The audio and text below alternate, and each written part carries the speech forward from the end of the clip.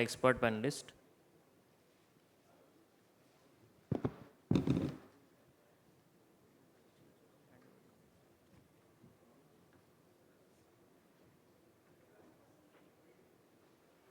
Moving forward to the next session, may I now welcome our next MOCs, Dr. Pallavi Meshram and Dr. Rahul Hivansh, signing off from Dr. Bhushan Itkelwar and Dr. Piyush Dhawan.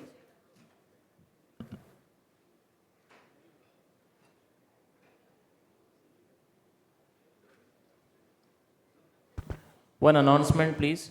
The faculty lunch is kept at 4th floor, Bougainvillea Hall. Thank you.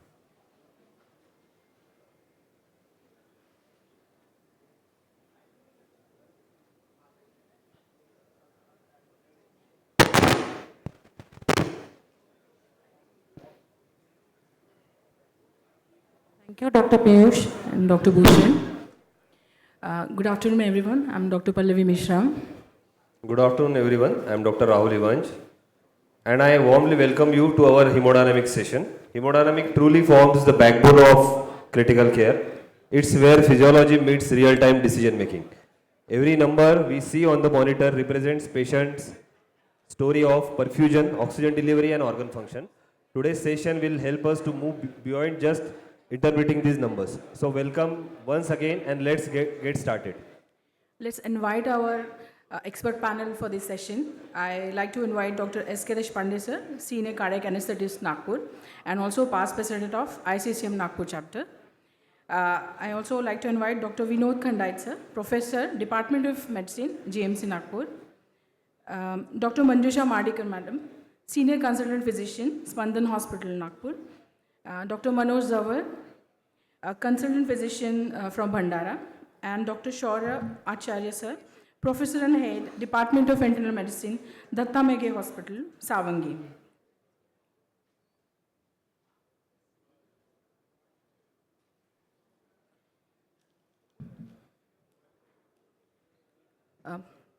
Thank you, Chairperson. Our first speaker today is Dr. Sachin Gupta, sir. He'll deliberate his talk on personalization of the resuscitation goals. He is the Director of Critical Care, Narayana Super Specialty Hospital, Gurgaon. He is having many major achievements and accolades, and he is the General Secretary, ICCM 2526. Thank you, sir. Over to you. Thank you, chairpersons, and thank you all. So what I would be speaking on, how do we personalize our resuscitation hemodynamic goals? So see, we all need to understand, we generally look at our medical guidelines for any guidance. We say, okay, if the medical guidelines say anything which is, less than 0.05, that's the standard of care and let us start using it. But is it one size fit all concept when it comes to critically ill patients? And unluckily, no. So that's the reason these guidelines will give you a generic information. It won't give you a personalized information. And when we talk about the resuscitation in the present era, we are only talking about personalization. We look at every single patient as a new identity. We look at the new issues that this patient has, and you tailor-made your treatments accordingly. So there was a very beautiful review which was written a couple of years back where they said, let us personalize our hemodynamic management, and this was more so for septic shock patients. Why this concept of personalization came into the picture? Because there are certain dynamic changes which happen in acutely ill patients, and these happen during this organ dysfunction phase. So, and they constantly keep changing. So what you started early can't be followed continuously during the entire course of the patient. Then there are compensatory masking. So these patients have some compensatory mechanism, and these compensatory mechanisms actually mask the true representation. So again, what classically you say is the indication for fluid resuscitation may not stand true, let's say after an hour or so. And then every patient has individual variability, and the static thresholds, we always look at dynamic indices of measurements or resuscitation. So static indices will give you some misinterpretation, and that's the risk because your treatment will be based on that. So if you look at, this is a very busy slide, but the crux is what fluid should I give, what rate of fluid should I give, how to assess fluid responsiveness, when do I stop my fluid, what should be my therapeutic target, and if I want to evacuate fluid from this patient, what should be the end point. So For understanding this, the concept was ROSE, or sometimes it is also called as ROSD, which represents resuscitation, optimization, stabilization, and evacuation. I'll go on detail in this. And this concept is because one size does not fit all, and each patient's hemodynamic profile, comorbidities, response to therapy requires individualized resuscitation strategies. Why? Because the standard protocols, they show limited success, and these RCTs, they are rigid, they say one size fit all concept, but they all fail to improve the mortality when it comes to septic shock patient. Secondly, individual variability also is required, and there are patient specific factors which affect the response, tolerance to fluids, vasopressors, inotropes. And the third important thing is you want to avoid therapeutic harm. When you say 30 ml per kg as per surviving sepsis, will it stand true for all category of patients?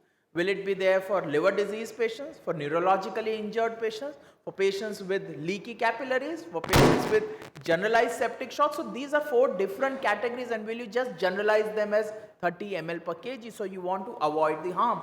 And so you want to personalize the fluid therapy in these patients. So there are 4 phases that one needs to consider, and the first phase is what we call as the salvage phase, where you do immediate life-saving actions when it comes to these patients. So first, identify the type of shock, because this will help you in determining what level of initial response should be. Always monitor your clinical parameters, and the way to monitor these clinical parameters is look at your serum lactate levels, look at the arterial, and more so when we talk about arterial pressure, we are looking at diastolic arterial pressure. Skin mottling, the skin mottling tells you about the perfusion in these patients. And nowadays we say resuscitation, it means capillary refill time. You always look at your capillary refill time to monitor the response of these therapies.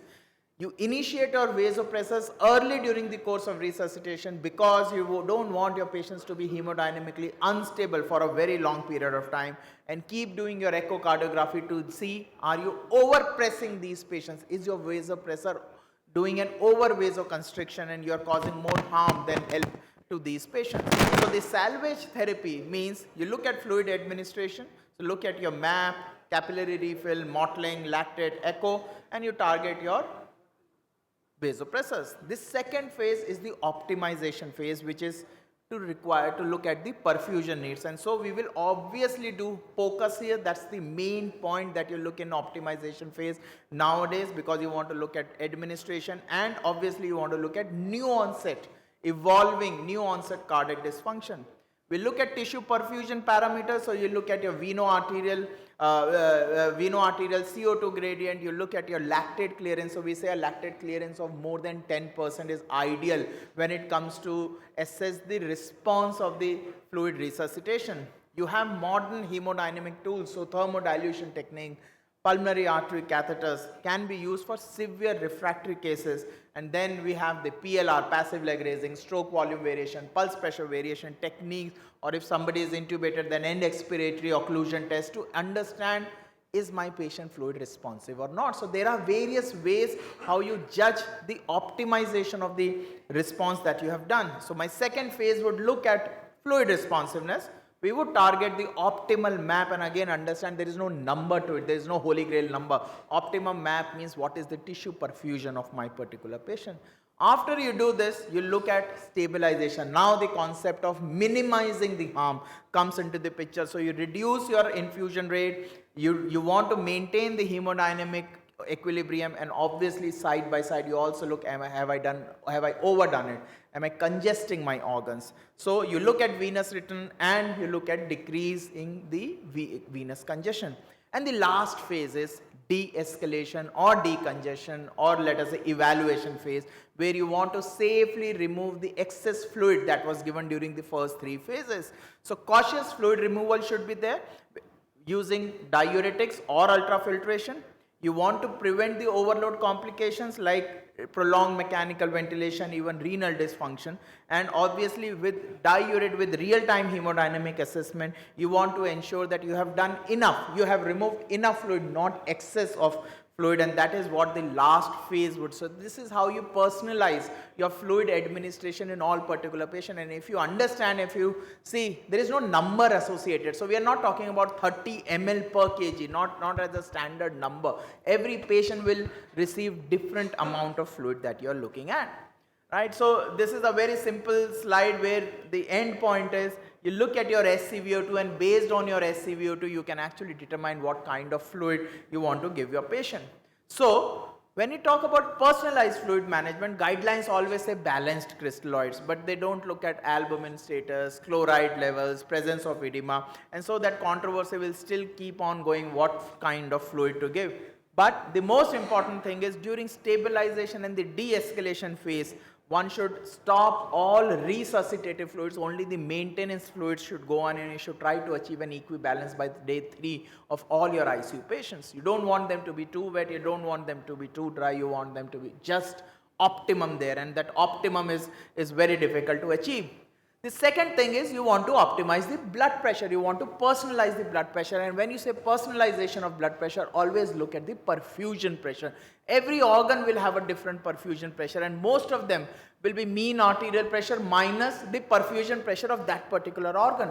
So if you're talking about neuro, you're talking about ICP. When you're talking about abdomen, you're looking at abdominal compartment pressure or abdominal perfusion pressure. When you're looking at heart, you're looking at diastolic blood pressure or central venous pressure. So look at the perfusion pressures and then determine, is this that optimum mean arterial pressure or the perfusion pressure for my particular patient. So to look at it, they conducted a study called sepsis-PAM, where they said, let us escalate the blood pressure to either 65 mean arterial pressure or 85 mean arterial pressure. What they realized was there is no difference in outcome. The survival rates were similar, and they concluded that whether it is 80 to 85 or 65 to 70 in patients with septic shock, it did not result in any significant difference in either mortality or 28 days or 90 days. So what is that ideal map? Now that ideal map is if your patient does not have any hypertensive history and does not have any higher susceptibility of AKI, then 65 should be a decent number. But somebody with a pre-existing hypertension or pre-existing end organ damage, you can actually go up to 75 to 80 mean arterial pressure. So again, that ideal number have to be bypassed, and because you want to look at the perfusion of that particular patient. So to look at this, they did a study where they said, let us do an early goal-directed therapy versus a protocolized resuscitation care. And what they found was, actually it did not make any difference. Rather, the protocolized resuscitation care group had a trend towards better outcome. Obviously, it was not statistically significant, a P of 0.405, but the trend was towards better outcome, and this is what they concluded, that it resulted in less fluid administration and obviously some trend towards an improved outcome. Vasopressor use. Now the most effective vasopressor is, obviously we always say norepinephrine, irrespective of the type of shock. But what is the second choice that you want to give? And again, it depends on what is the cardiac status of this patient. So there could be dopamine, it could be vasopressin, it could be epinephrine, right? It could even be methylene blue. So it depends on what is the overall status of that patient. So that second choice is still subjective in nature. So somebody with, you can also give a limited dose of dobutamine or milrinone in patients who are having severe impairment of the cardiac status. But if you are not able to monitor the cardiac status, probably this choice of inotropy will be varied. And so Surviving Sepsis also says, look at this second choice or look at the inotropy depending on what is the overall cardiac status of your patient.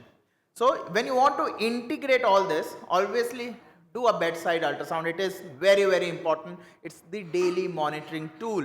You obviously have to do a multimodal monitoring where you integrate macro and micro and circulatory data.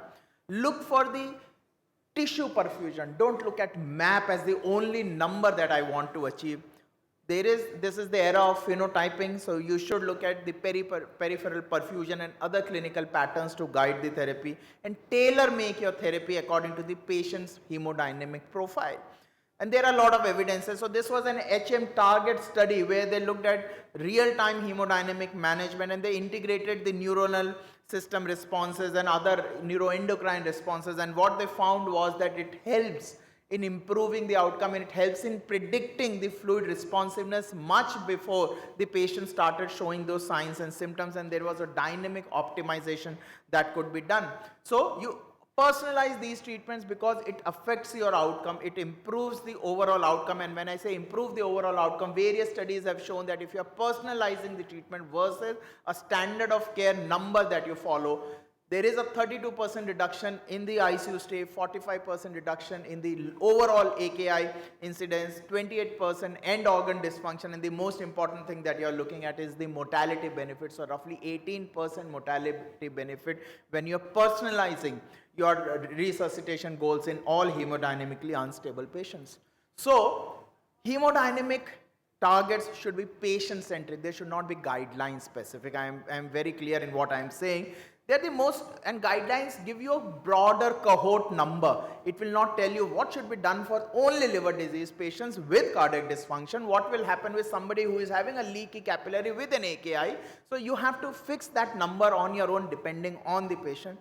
If you are doing any assessment, do dynamic assessment, no static assessment, no CVP assessment, which should be the thing nowadays. Echo based, PLR based, stroke volume variation based, you can do a lot of measurements, and organ perfusion should be the end point of all resuscitation efforts that you do in your patient. Thank you so much.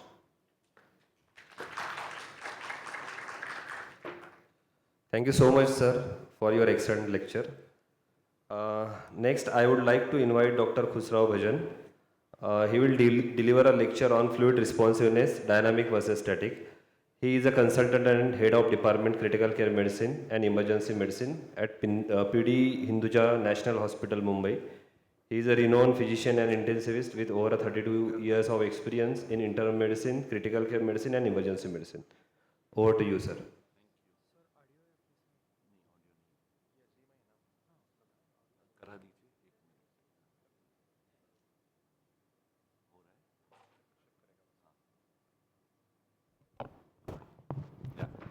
Good afternoon, friends. It's an absolute pleasure to come back to Nagpur. The warmth that you all provide is like we feel like at home.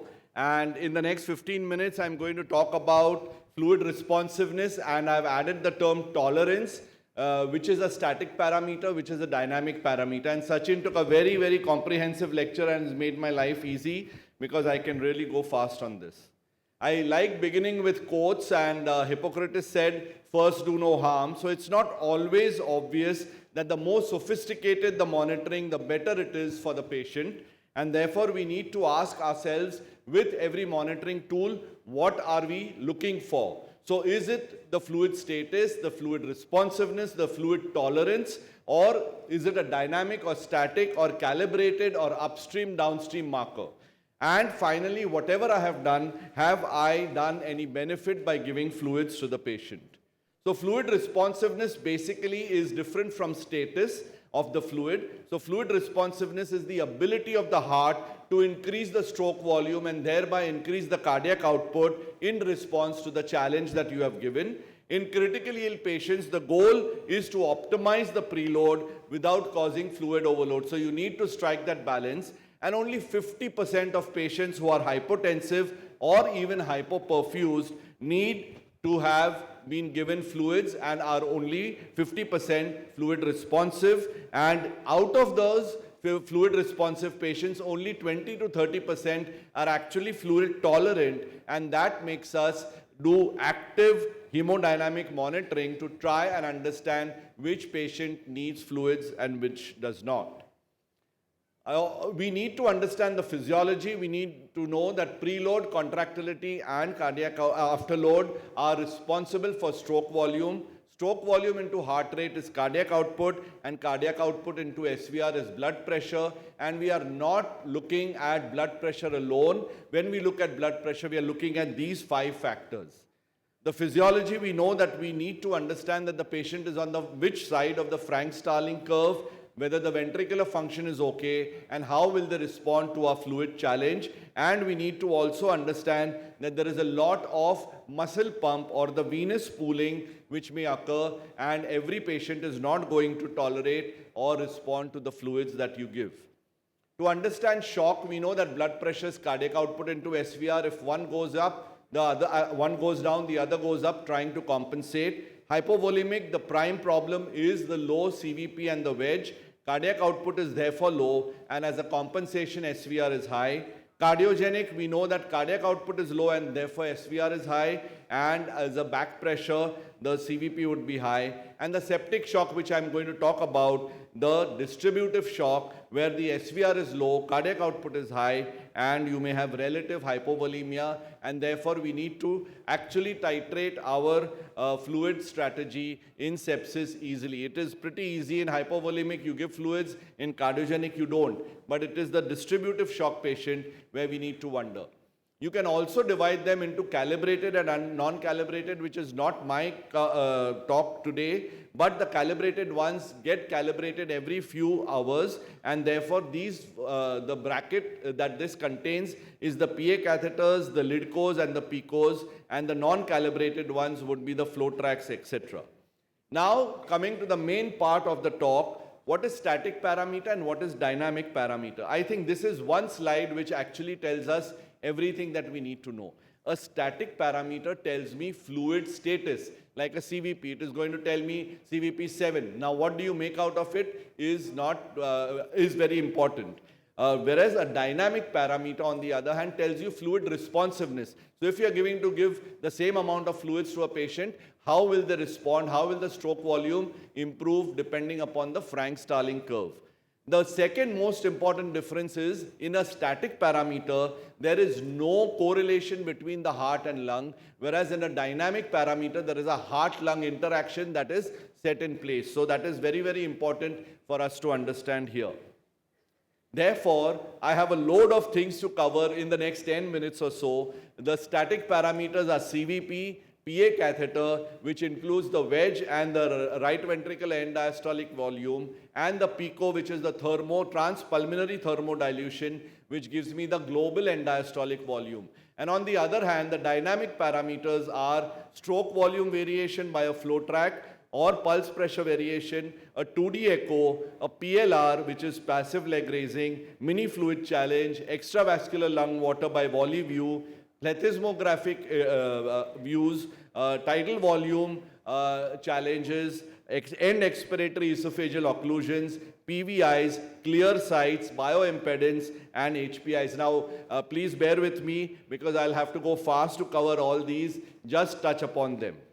So what are the static parameters? A CVP, yes. Whenever we look at a CVP, the monitor gives us a number, say 20/10, so the mean is 15. That number should never be seen because we are making a lot of presumptions. A CVP is equal to right atrial pressure, which is equal to preload.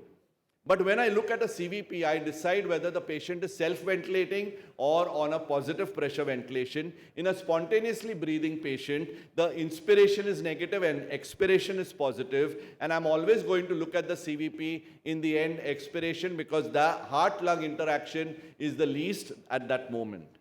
In a controlled ventilation, inspiration is positive and expiration is negative, and therefore here the lower level will be my CVP reading, and that is why always the CVP reading should be done in the end expiration, and you need to eyeball it rather than taking the number from the monitor. So this is important, and this makes a static parameter almost a little bit dynamic because you're looking at the variations with respiration. Many a times we get a very high CVP, but we must keep these 5 points in mind where we might have to give fluids despite the high CVP. That is embolism, cardiac tamponade, constrictive pericarditis, tension pneumothorax, and right ventricular failure. The next is the PA catheter, which is a thermodilution catheter. It is placed in the pulmonary capillaries, and this is how it does. But the PA catheter now, if you're putting it, unless you're a cardiac surgeon, you are a very old-fashioned intensivist. But I personally feel that the PA catheter has taught us hemodynamics the way nobody else has or no other model has. It also tells us the tissue. We talk about tissue perfusion, and we know that cardiac output into hemoglobin into saturation or oxygen saturation in the arterial side decides your delivery of oxygen.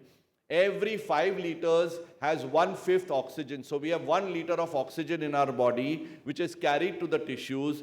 Tissues need only 250 ml, that is your oxygen extraction ratio of 25%, and therefore on the venous side you have 75%. So looking at which parameter you are monitoring is important. So the PA catheter, when inserted, not only tells you the preload but tells you many more things. The PICO, on the other hand, has a central line and an arterial line inserted, and it gives you a transpulmonary pressure, and in this you have the RA, RV, pulmonary blood volume and the LA, LV pressures, but it also tells you the extravascular lung water, which might be a static parameter if it is calibrated, but it can be dynamic if done in some other way. That brings me to the dynamic parameters, and we have a big list, but I look at the patient, and if the output is low, I think that is dynamic. We are checking it every hour. So people call it a static parameter, but I think mental status, urine output are the cheapest and the easiest ways of identifying the hemodynamics are good or not. After ruling out obviously a stroke or electrical activity. This I won't go into details because we only do the passive leg raising, which I will cover later, but there are dictums here, and you need to see how much after the PLR, the cardiac output increases, the VTI increases, etc. Bioimpedance came in about 25 years ago. We started using it and it was not very calibrated, so it was not good. But now again there is a resurgence in this technique, and there are some companies which are coming up with good data, and bioimpedance and bioreactance is probably going to be the most non-invasive dynamic way of knowing your fluid status. FlowTrack, which we used to use by Edwards, it gives you the stroke volume variation, and as you can see here, the stroke volume variation is important. I would say for easy remembrance, the CVP and stroke volume variation are opposite to each other. A higher CVP, a lower stroke volume variation means the patient is well filled, whereas a higher stroke volume variation means the patient is underfilled. And this actually can be done by this mechanism, which is variation, stroke volume max minus minimum upon the mean. Next comes the VoliView by again Edwards, which actually looks at the extravascular lung water, and here you know that by eyeballing whether the lungs are going to get filled or not filled. So you can actually do a lot of techniques to know how much fluid to give the patient when they are in the ICU. The most commonly sought of is the POCUS or the ultrasound, and not only does it look at the fluid status, but it tells you cardiac output, it tells you extravascular lung water, it tells you the B lines, and it tells you much more. So the minimum you can do is the IVC collapsibility and the index. You can look at the eyeballing of the ejection fraction, and you can look at the B lines, but it is too late once you have caused the B lines. You can do the VTI. VTI is nothing but looking at the LVOT, and if it is 17 to 18, it is good, but you need to actually calculate it by the LVOT diameter here, and stroke volume is nothing but this area multiplied by the VTI. We talk about the VEXUS. If you have given overload to the patient, you have heard Rahul telling that during the weaning talk, and you look at the IVC, but beyond that, you are looking at many other factors like the portal and the hepatic vein, and also the renal Doppler, and this actually tells you that the patient is beginning to be overloaded, which we don't want. So we want to be right in the middle of the fluid challenge.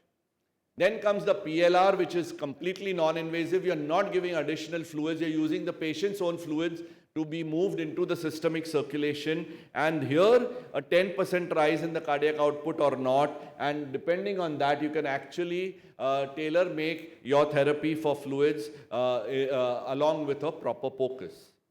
You can also look at a simple pulse oximeter, which is a little modified and is called as the pulse pleth variability index. And again, higher the index, more the fluids can be given. Lower the variation, less fluids to be given. End expiratory esophageal occlusion test can also be done, and it should be 12 to 15 seconds, and it will tell you that the threshold for stroke variation, for stroke volume change for resist fluid responsiveness has to be around 5% or more. So you need to understand that if you do an end occlusion pressure test, you might be able to decide about fluid challenge. And there is a whole 5 or 6 step way of doing it, always complemented by cardiac output. Tidal volume challenge, it is our own study coming out from Tata, and that also looked at 6 versus 8 ml tidal volume, and that can give you a lot of ideas about pulse pressure variation and whether the patient is going to be fluid responsive or not. A little modified technique is known as the clear sight, which only uses a finger pulse and just wrapped around the arm also, and it looks at the light source, the light detector, etc., and it gives you an algorithm in which it tells you what to do and how to manage the fluid responsiveness of this patient. The newer concept I'll take a minute or two to complete, and that is not, it's going beyond tolerance, beyond physical fluid status to fluid responsiveness, and now we should talk about fluid tolerance. So basically, we know that cardiac output increase with a fluid bolus means that patient is responsive. But here, by giving that fluid, are you still going to cause problems of overload? Is what is fluid tolerance. And this is a very nice chart in which the tolerance will tell you that you are going to give this patient fluids, and there is an algorithm of fluid responsiveness with fluid tolerance to be discussed at length. So for the left side, you can look at the extravascular lung water, the PCWP, the lung ultrasound, B lines, etc., and that would tell you that no, now you need to stop. And on the right side, you can look at the CVP, the global end diastolic volume, the Vexus, which I just mentioned, and many more.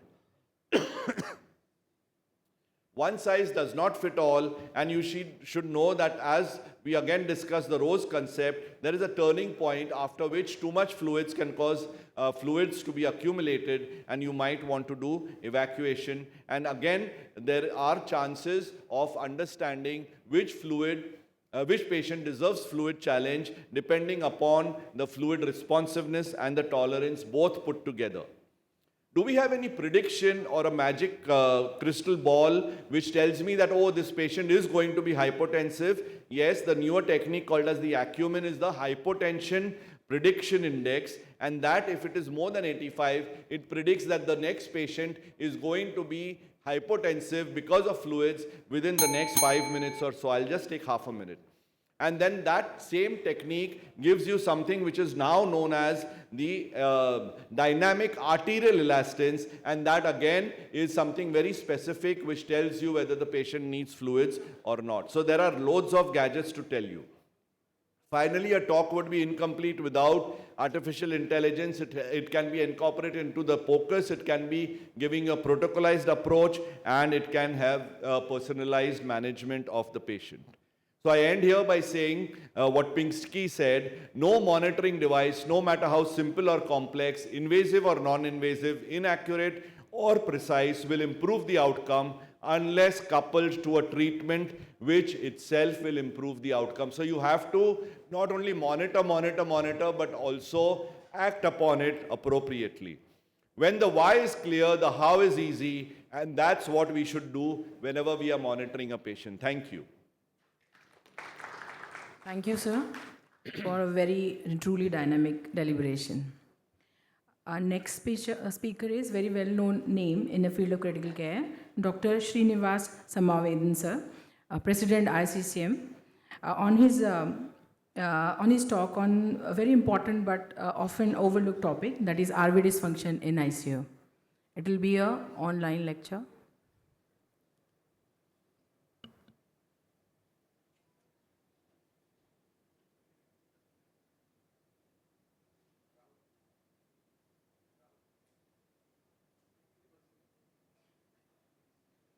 Are my slides visible to you? Yes, sir.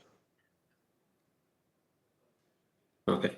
So good afternoon, everybody. Thank you once again for giving me this opportunity of speaking at MahaCriticon.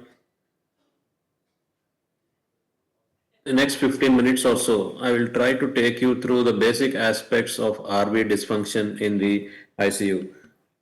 Intensivists have a greater role to play in the assessment of the RV for the simple reason that most interventions which we do, whether it is mechanical ventilation or fluid therapy, will have an impact more on the RV than in the on the LV.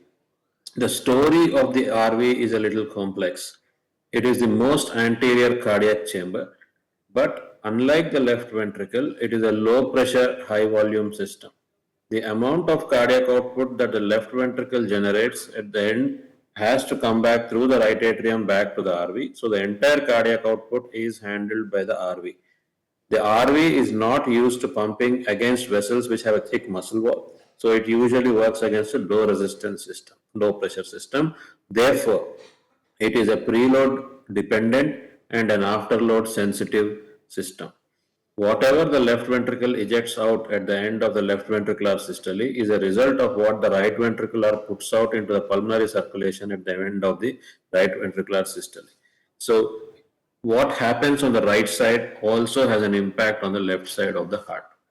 If you look at the physiological attributes of the RV, it is a pressure intolerant system. Any increase in the right ventricular upstream pressure causes a very rapid decompensation of the functioning of the right ventricle. However, it is volume tolerant and can take in almost the entire cardiac output and plus some more in terms of the unstressed volume. As I've said before, the RV works against a low resistance. So any increase in resistance can cause a decompensation of the RV. If you look at the pressure volume and the equations of the left ventricle and the right ventricle, the ability of the right ventricle to tolerate high volumes is good, but it does not generate very high pressures with this kind of volume.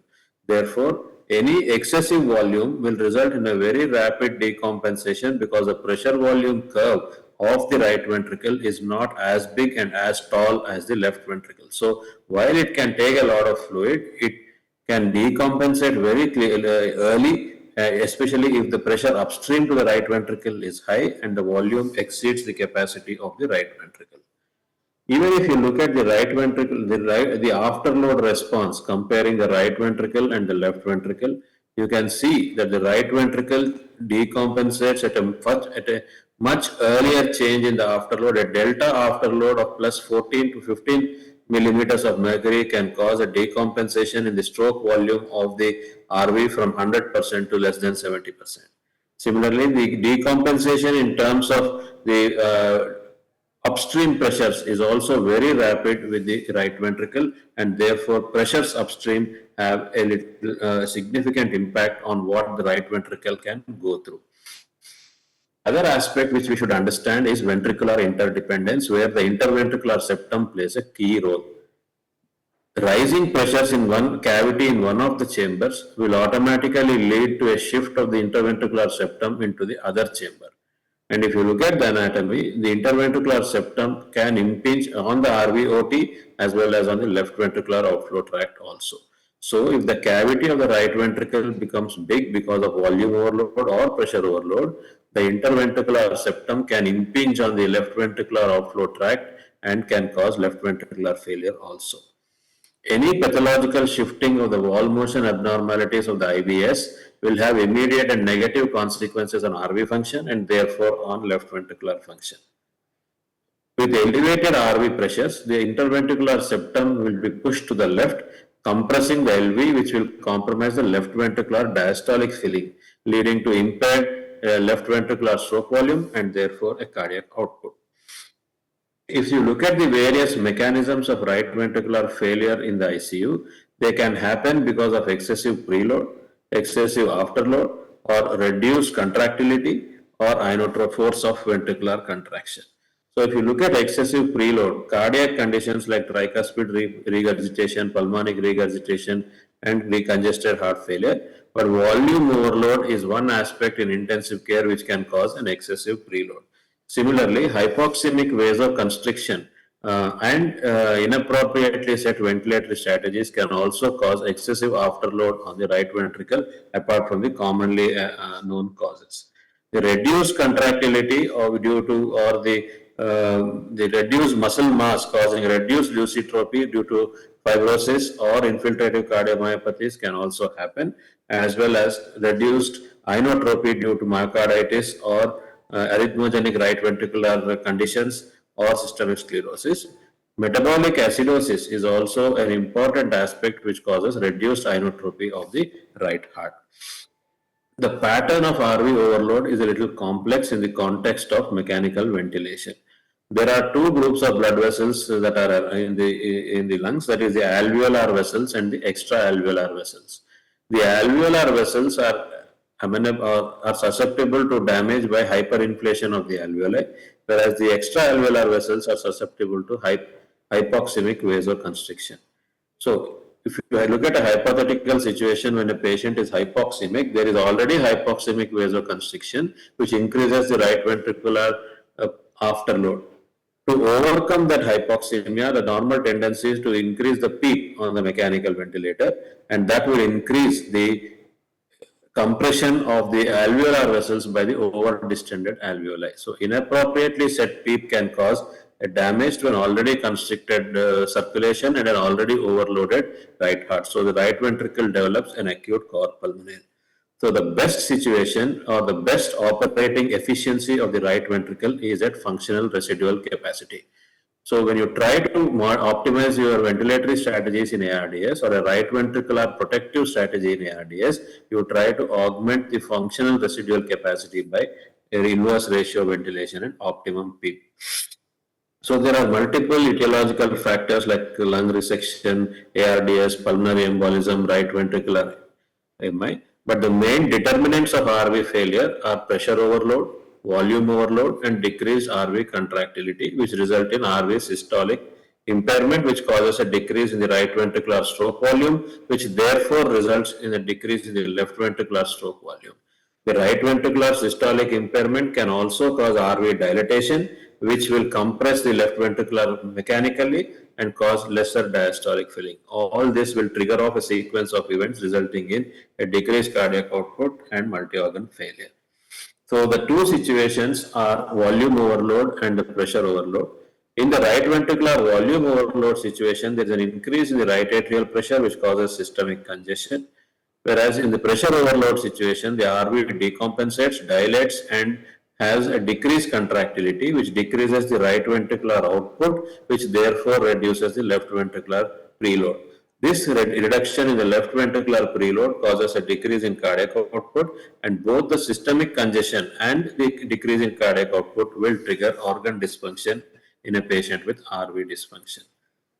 So if you look at the ICU scenario, the pressure overload can happen because of pulmonic stenosis, ARDS, pulmonary embolism, positive pressure ventilation, hypoxia, acidosis, and hypercapnia, and sometimes pericardial disease. Volume overload can happen because of valvular regurgitations and intracardiac shunts, but can also happen because of massive volume resuscitation.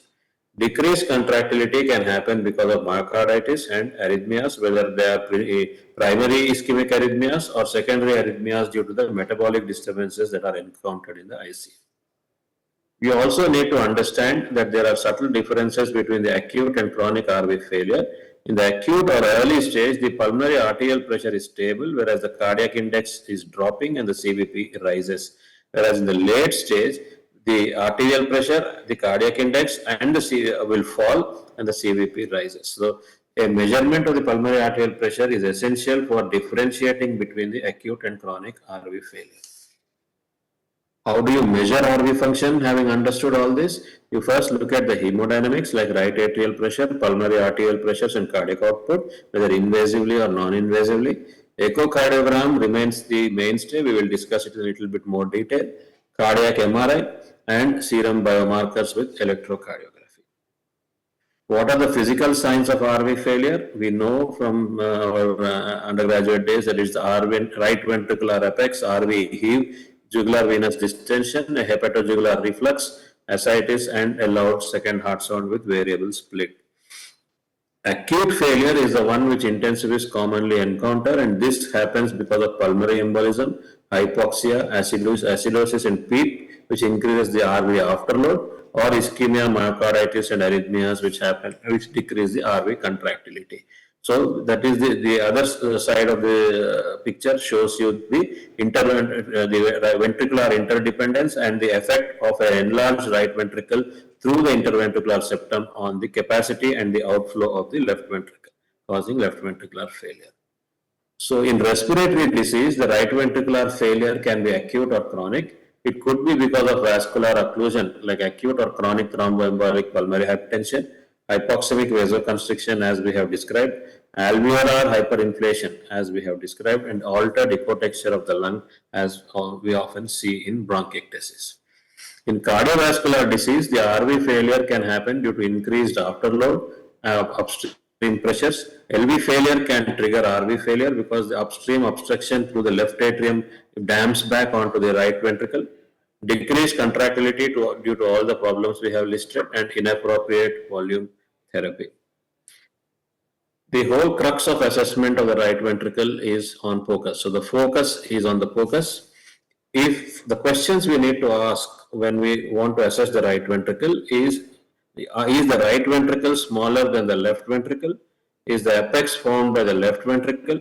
Is the change in cavity area at least 1/3? And is the LV circular? And is the septum curved? If the answers to these questions are yes, then you are looking at a normal right ventricle. So if you look at this particular, you can see the 4-chamber view in which you find the RV, the LV, the RA, and the LA. So if you look at the situation in this particular context in a patient with fat embolism, you see that the RA and RV are dilated, the interventricular septum is bulging towards the left, and it is compromising the outflow tract of the left ventricle. Certain static measurements are possible during echocardiogram, which will give you an understanding of the RV. The basal RV diameter, which is measured here, which is in the apical 4-chamber view, which is about 25 to 41 millimeters. The mid-cavitary diameter, the mid-cavitary diameter, which is, you can look at the mid-cavitary diameter. You look at the apex to the RV length, the right ventricular outflow tract, and the right ventricular distal thickness, and the right ventricular free wall thickness.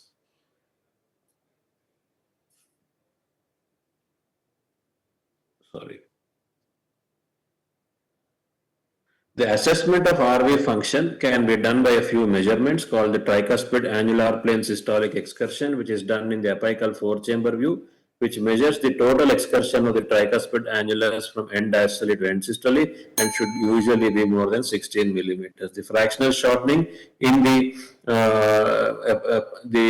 short axis view should be about 43%, where the RVOT diameter at end diastole and end systole is measured.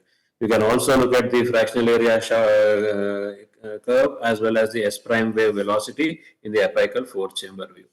So you can look at the measurement, you can look at the tricuspid annular plane measurement at the tricuspid annulus, and you can measure the tricuspid annular plane systolic excursion. In the long axis view, you can see the LV, you can see the LV, and you can see the RV outflow tract, you can see the aorta and the LA. You can see if this RVOT is actually, the LV is compressing the RVOT, or the RVOT is impinging upon the LV. In the long axis view also, you can look at the RVOT, the LV, and the relationship between the LA and the LV, and the impact of the right ventricular outflow tract on the aorta. In the short axis view is where you get your classical McConnell sign, where you can see the RV on the left side and the LV on the right side of the screen. And if this septum becomes straight or towards the left ventricle, you are looking at the McConnell sign, and there is a compromise in the left ventricular function. So to conclude, RV is the gateway to the circulation. Anatomically and physiologically, it's a chamber that is different from the left ventricle. Optimizing the RV preload and afterload is a key step in maintaining optimum hemodynamics. Assessment of TAPSE is an essential skill for intensivists, not only for PTE, but for other conditions like ARDS also. And right ventricular protective strategies are now integral parts of ventilation and fluid therapy. Thank you very much for your attention. Thank you so much, sir, for such a wonderful lecture. Now I would like to invite next speaker, Dr. Vijaya Patil ma'am. She will deliver a lecture on choosing right vasopressors or inotropes in ICU. She is the professor and head Department of Anesthesia and Critical Care and Pain in Tata Memorial Hospital, Mumbai. She is the past president, Indian Society of Anesthesiology, Mumbai branch, past Treasurer Indian Society of Critical Care Medicine, and past Secretary ISCCM Mumbai branch. Over to you, ma'am.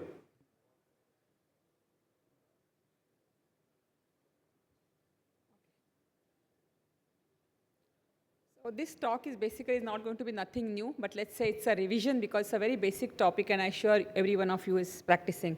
So I'm just going to go through what are the current concepts in this. So as all of us know, the inotropes and vasopressors are also called as vasoactive agents. And these are the pharmacological agents that we use to treat the shock.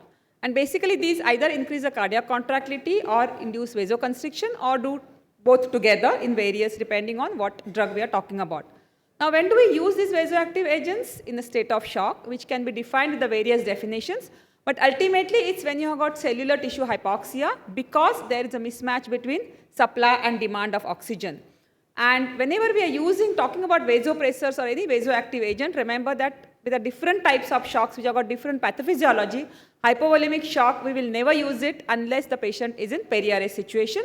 Rest all shocks we use and our choice of the drug will depend on the underlying pathophysiology of a shock. Now when you look at the names of all these vasoactive agents, you will get lots of vasoactive agents. But out of these, there are few which were developed, they failed or maybe because of some vested interest, but the commonly that we use and they have stood the test of time are adrenaline, noradrenaline and dobutamine in catecholamines, milrinone, and in vasopressors, we have got vasopressin, and now recently when your back is towards the wall, what we use is methylene blue. Now let's start with various types of shock. So we know the distributive shock, the main hallmark is vasoplegia. There is reduced afterload. And how do we recognize in ICU? The clinical characteristic is typically they will have low diastolic blood pressure. So someone who comes to us with low diastolic blood pressure with either high or normal pulse pressure, which tells that probably the stroke volume is maintained, but the pathophysiology is vasodilatation. These are the ones who have got the distributive type of shock. And the common causes for these is septic shock, which is the commonest in the ICU, neurogenic shock and anaphylactic shock. Now, septic shock is when we have got a vasodilatory shock where we have got either confirmed or suspected source of infection. If you look at the studies, there are, this is a meta-analysis which looked at the studies. There are around 32 studies which are done looking at various combinations or comparing various vasoactive agents. And maximum studies have been done with norepinephrine. 30 out of 32 studies are with the norepinephrine because basically we know the pathophysiology is related to the vasoplegia and we need a vasopressor drug. At that time, dopamine was a drug which was commonly used and was in vogue, and that's why you got next number is with the dopamine that the studies have done. And what you can see over here is obviously in all these studies, it's shown that norepinephrine is the agent of choice which improves control of blood pressure and outcome, and that's why the Surviving Sepsis campaign also says that norepinephrine should be the first choice of vasopressor agent when we talk about a septic shock. Now we know that all of us when we are managing, at least 50% of the times we do not get a good blood pressure or the shock doesn't get reversed when we are using single agent norepinephrine, and then we have to add the second agent. So the second agent that we commonly use is vasopressin, and why did it come is based again on the pathophysiology. The studies have shown that in septic patients, quite a few number of patients have got what is called as vasopressin deficiency. So the low dose infusion of vasopressin obviously restores vascular tone because it takes care of the deficiency. It even functions in acidosis, and more importantly, it is not catecholamine, it doesn't act to the catecholamine receptors, and in sepsis many a times there is down-regulation of the catecholamine receptor. So we like the drug which doesn't act to the receptors, and that's the reason vasopressin becomes a active agent. And studies have again shown that the vasoconstriction that is induced because of vasopressin, it generally spares cerebral, coronary and pulmonary vessels. What do the studies say about vasopressin? So vasopressin came with a big hope to us, and we thought that vasopressin probably will turn the tables in the management of septic shock. But the studies which looked at vasopressin versus norepinephrine infusion did not show a clinical benefit, or it did not show significant benefit with increasing the norepinephrine dose versus adding norepinephrine to vasopressin. Similarly, the VANISH trial looked at the use of vasopressin for prevention of the kidney failure and the dialysis-free days, and again this study was negative, which did not show difference if you go up on norepinephrine dose versus adding the vasopressin. So the meta-analysis again has showed that adding vasopressin to norepinephrine as second agent versus increasing the dose of noradrenaline really does not make a difference in the outcome of the studies. And that's why again the Surviving Sepsis Campaign guideline says that in adult with septic shock, using norepinephrine is the first line of the drug, which is a very strong recommendation.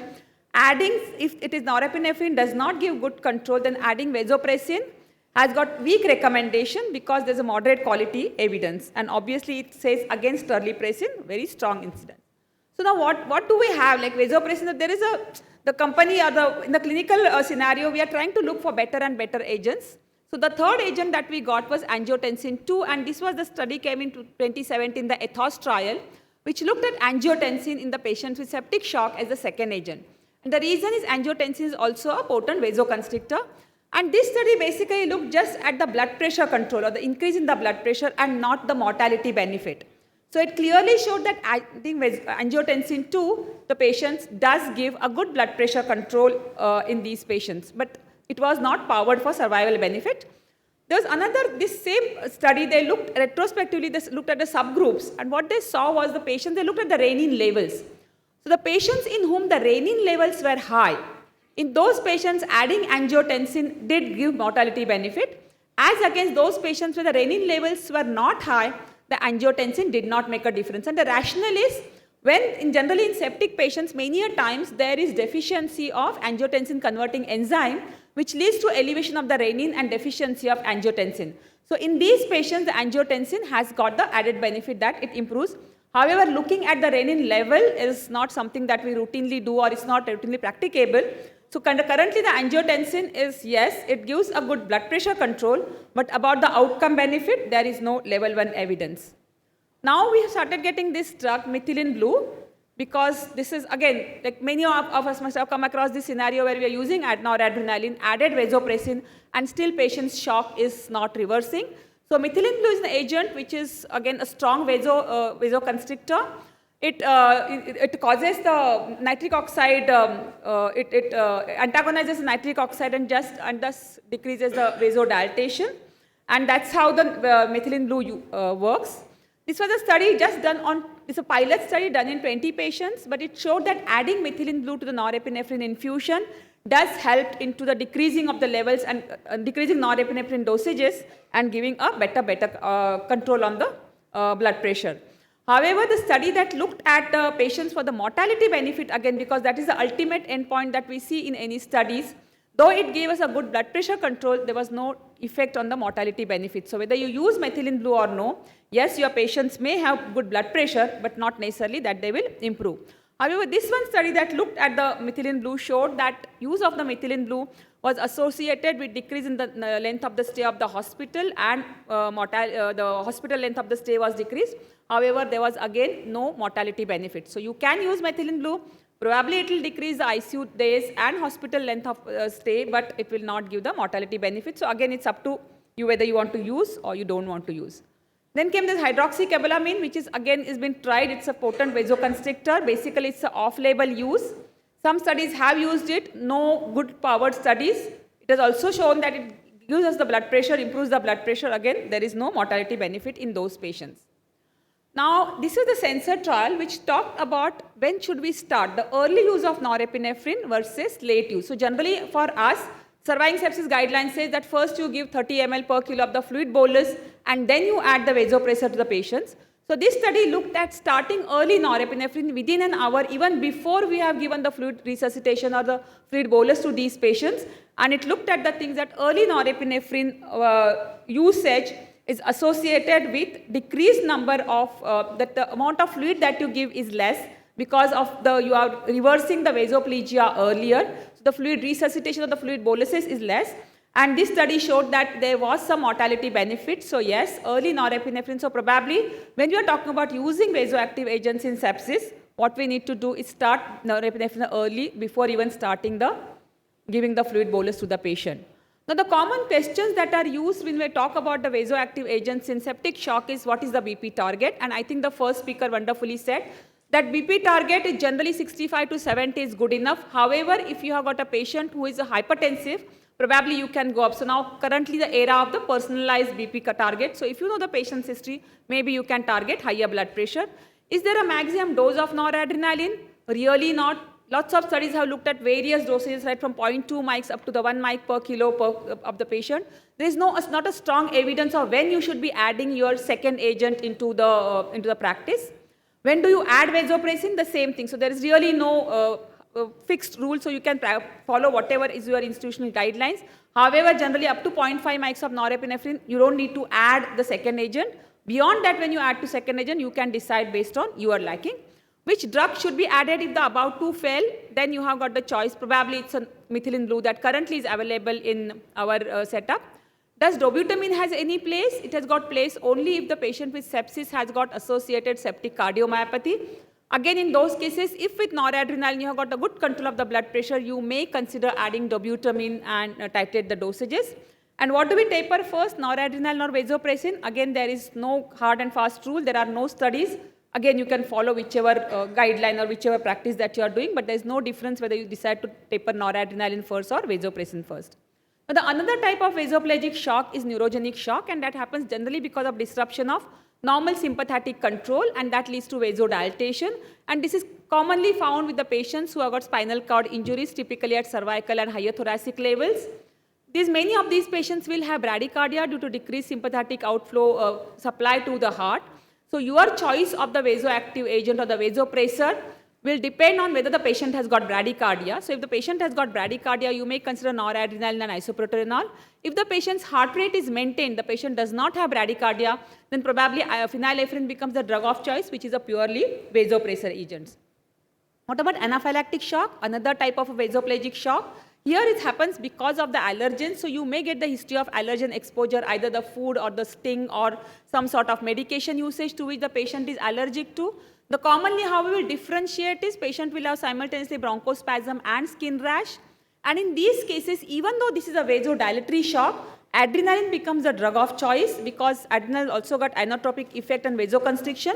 But more importantly, it leads to bronchodilation and it suppresses further mediator release from mast cells and basophils. And that is the difference between other vasoplegic shock and in anaphylactic shock, and adrenaline is the first vasoactive agent of choice.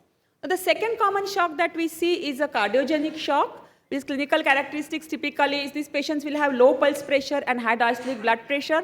There will be history suggestive of cardiac involvement. And in these patients, again, the studies have looked at epinephrine versus norepinephrine, and adrenaline is actually a bad drug because the studies have shown that the incidence of resistant, the cardiac shock is, refractory shock is much more and the outcome was very poor. So this study was actually halted prematurely.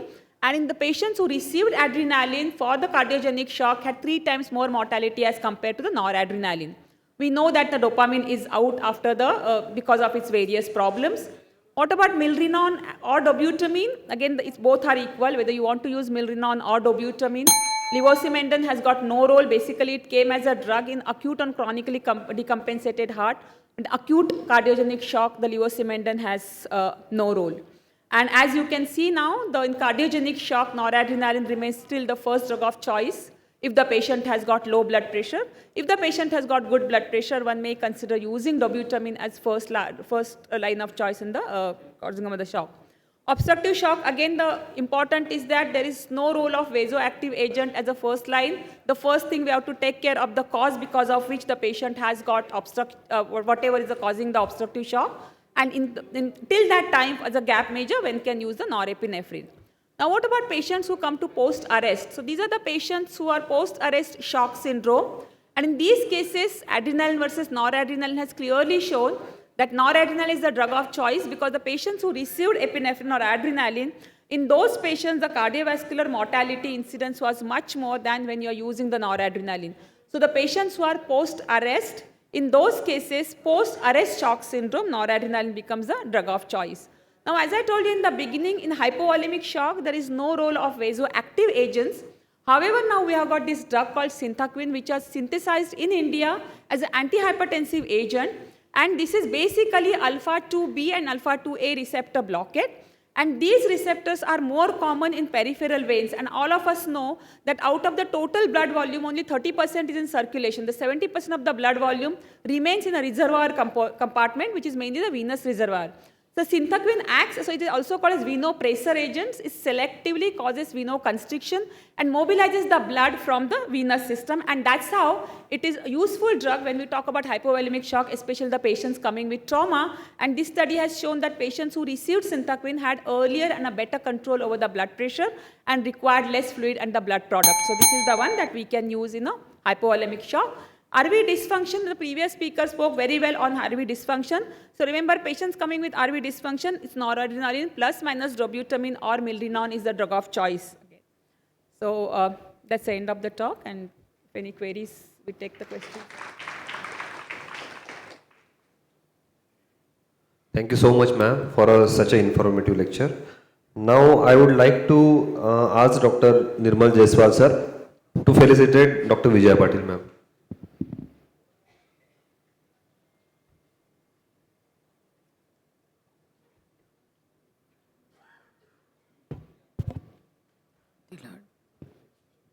Are there any questions for all the 4 lectures? Yes. Now, my question to Dr. Bhajan is, when the patient with a septic shock comes to your ICU, how you manage the patient from dynamic monitoring point of view? Means how do you proceed about it?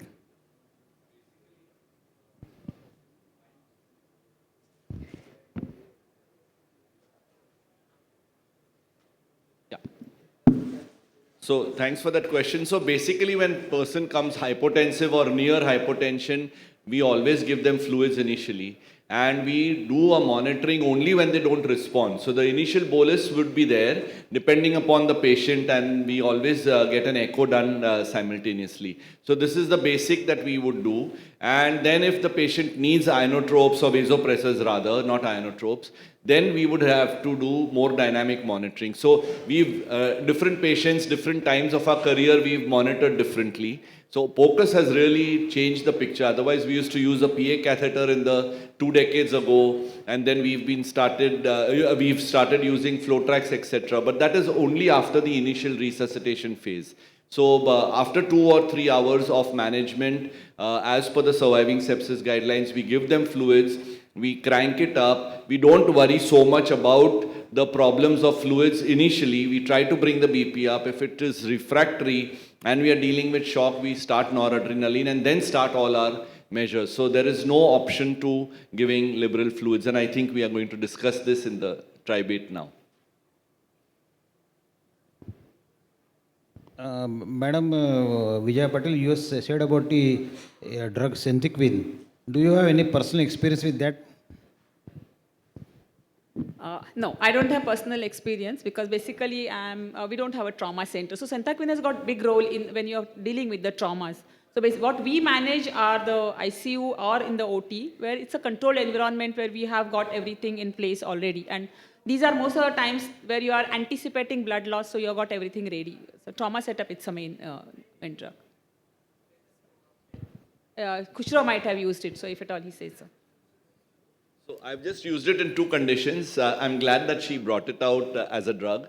It's not there in huge evidence way that we can use it, but only in trauma. It reduces the number of blood transfusions. It is good because, as rightly mentioned by Dr. Vijaya, it is a venoconstrictor, and therefore all your natural fluids that are there in the body get into the system and improve the blood pressure. So the inotrope requirement or vasopressor requirement and your blood transfusions are reduced. The beauty of it is not so expensive, but it is only as a single dose. So you don't need to give it again. But the studies, we have 3-4 studies for it, but they have all come out from one author. So therefore we still need some more data. Do you have any experience with methylene blue in shock? Yes, so we are using methylene blue in shock, and actually one of our DM candidates is doing a thesis on it. But again, as my experience is, in 50% patient it works. Not all patient it works, and we have not seen a mortality benefit with that. So what we are looking at methylene blue is just to get the blood pressure up, but as we typically say that I may get the blood pressure up, but if I can't get control of source of sepsis or the patient's dysregulated immune response continues to it, the outcome is not good. And So your strategy would be NORAD, increase the dose, if not responding, add vasopressin. exactly. If it doesn't work, do you Then- stop vasopressin and then add No. methylene blue? No. Or methylene blue is added as a third one? As a third agent. So methylene blue is a third agent. Okay. But still. Because at least for vasopressin, there is some evidence regarding other things. Methylene blue is being used sporadically, and the studies that we have got with methylene blue is really not very well powered to the mortality outcome. So methylene blue is still being. Now, right ventricle is a very neglected ventricle, and we know it's for LV it's a preload. So, RV dysfunction is really not properly studied, and echocardiography gives an excellent idea about its management. So, when we have a isolated RV dysfunction, what kind of inotropes you are using? Milrinone and Dobio, or some inhaled pulmonary dilators? No, ours is generally, at least in our experience, we do see quite a few patients with the right ventricular dysfunction and failure. It's still noradrenaline is the first line of choice because most of the times these patients will be in a great shock. Using dobutamine or milrinone at this stage will lead to further hypotension. So this happens, we can consider dobutamine or milrinone only if I have got a good blood pressure, my LV is good. Most of the times we see with RV also there will be some affection of LV. And milrinone we are not using, we are using dobutamine. So in some patients with the RV dysfunction where it is allowed, we have used dobutamine, not milrinone. The problem with milrinone is it has got a longer half-life. So if the patient drops the blood pressure, then you have to start the vasopressor. Just stopping doesn't reverse the effect. So I think milrinone is more favorite with the pediatricians. Like we have got the pediatricians when they come for the children, we use milrinone, but otherwise for adults it's dobutamine. I don't know what Rahul, if he has got any experience using in these patients. Heart transplant. RV failure, not because of sepsis or acute RV failure, we use quite a lot of milrinone. In fact, we use ambulatory milrinone therapy where we send patients home on milrinone infusion. And we also use milrinone and adrenaline in our patients who come to the ICU because of biventricular or right ventricular failure, waiting for a transplant. Adrenaline seems to just help a little bit. But I think these are all semantics. Honestly, the first vasopressor of choice would still be noradrenaline. And then you will have to sort of go case by case, maybe repeat an echo, look at the CVP, the CVP is rising. We do follow CVP quite well when we actually put them on milrinone therapy. We are not a big proponent of PA catheter even in our transplant patients. When we find it, many times it is difficult to float a PA catheter unless we take them to cath lab because the heart is so big. So CVP seems to actually work quite well to guide the therapy. So what we understand from all these lectures, once we get the patient in a sort of a shock, septic shock, you start with, we have got first peripheral line, assess the patient by echocardiography, and then go on increasing the monitoring, and go on first should be NORAD by the peripheral line, I think, and then get the invasive lines if the patient requires oxygenation, everything, and then you go on increasing the inotropes and put the central line and go on. This is how everybody is managing. From audience, any questions, please? If there are no questions, we close this. Sir, do you want to ask any questions? Thank you, Chairpersons. My question is to Madam. Ma'am, so vasopressin is now actually really safe as far as a conventional thought process that it should not be given in coronary artery disease patients. So it really spares the coronary arteries and can be safely used in patients with coronary artery disease with associated other shocks. We are using it. So again, it really does not cause that problem. And at least what I follow is if you understand the pathophysiology well and the drugs well, we know it's a vasoplagia. So what I monitor is diastolic blood pressure. So the moment my diastolic blood pressure hits 60, after that I will not increase my vasopressor dose, but I will try and see whether I have optimized the patient's fluid levels.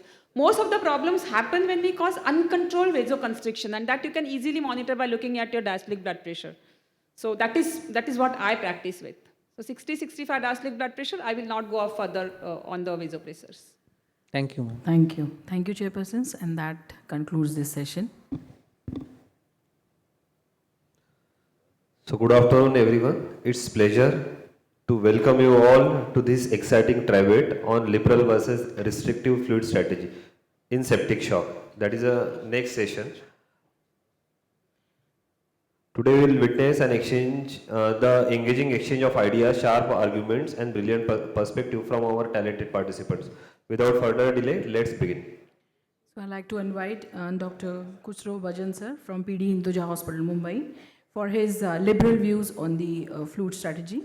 And for restrictive fluid strategy, I'll invite Dr. Rahul Pandit sir from Mumbai.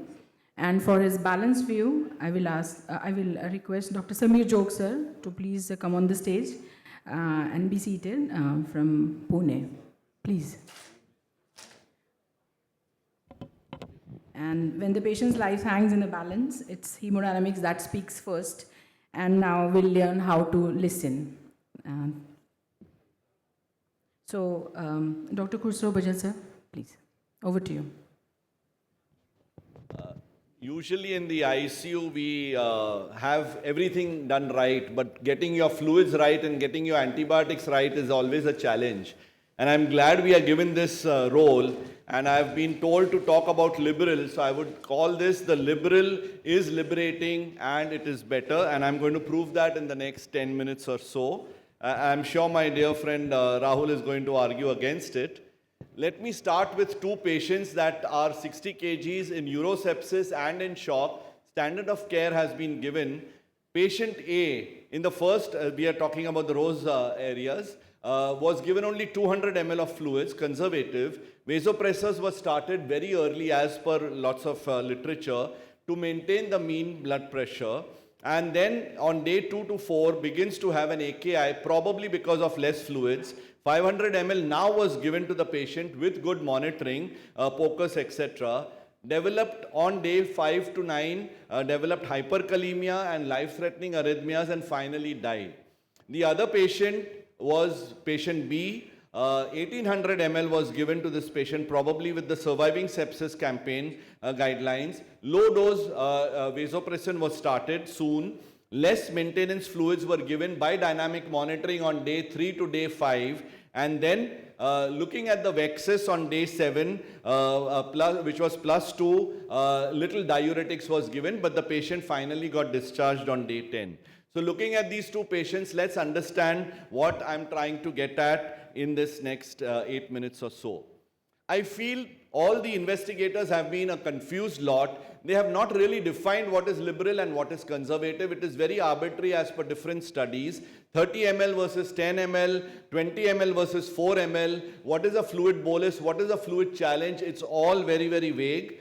Many a times fluids are clubbed with vasopressors early or late, and that diverts the idea of the results. Pre-resuscitation has not been taken care of. There are studies which I'm going to show you which will actually have had 3 liters of fluids given before they came into the ER or the ICU. And the fourth point which is very confusing is what fluid, at what stage are you talking? Are you talking of resuscitative life-saving fluids, or you are talking of a cumulative maintenance fluids over 2 to 5 days? So I will try to address this confusion and in the next few minutes. So my talk basically will be trying to convince you in 3 different ways. One is the physiology, using the Rose concept a bit, evidence-based, because without that nobody is going to listen to me, especially when Rahul talks, and a personalized approach which we will look at, and a little philosophy at the end. So physiologically, we know that sepsis is nothing but a problem of the impaired tissue perfusion and oxygenation, and there is relative hypovolemia, there is microcirculatory sludge and dysfunction, and inadequate fluid resuscitation leads to end organ damage, and there is no doubt on that.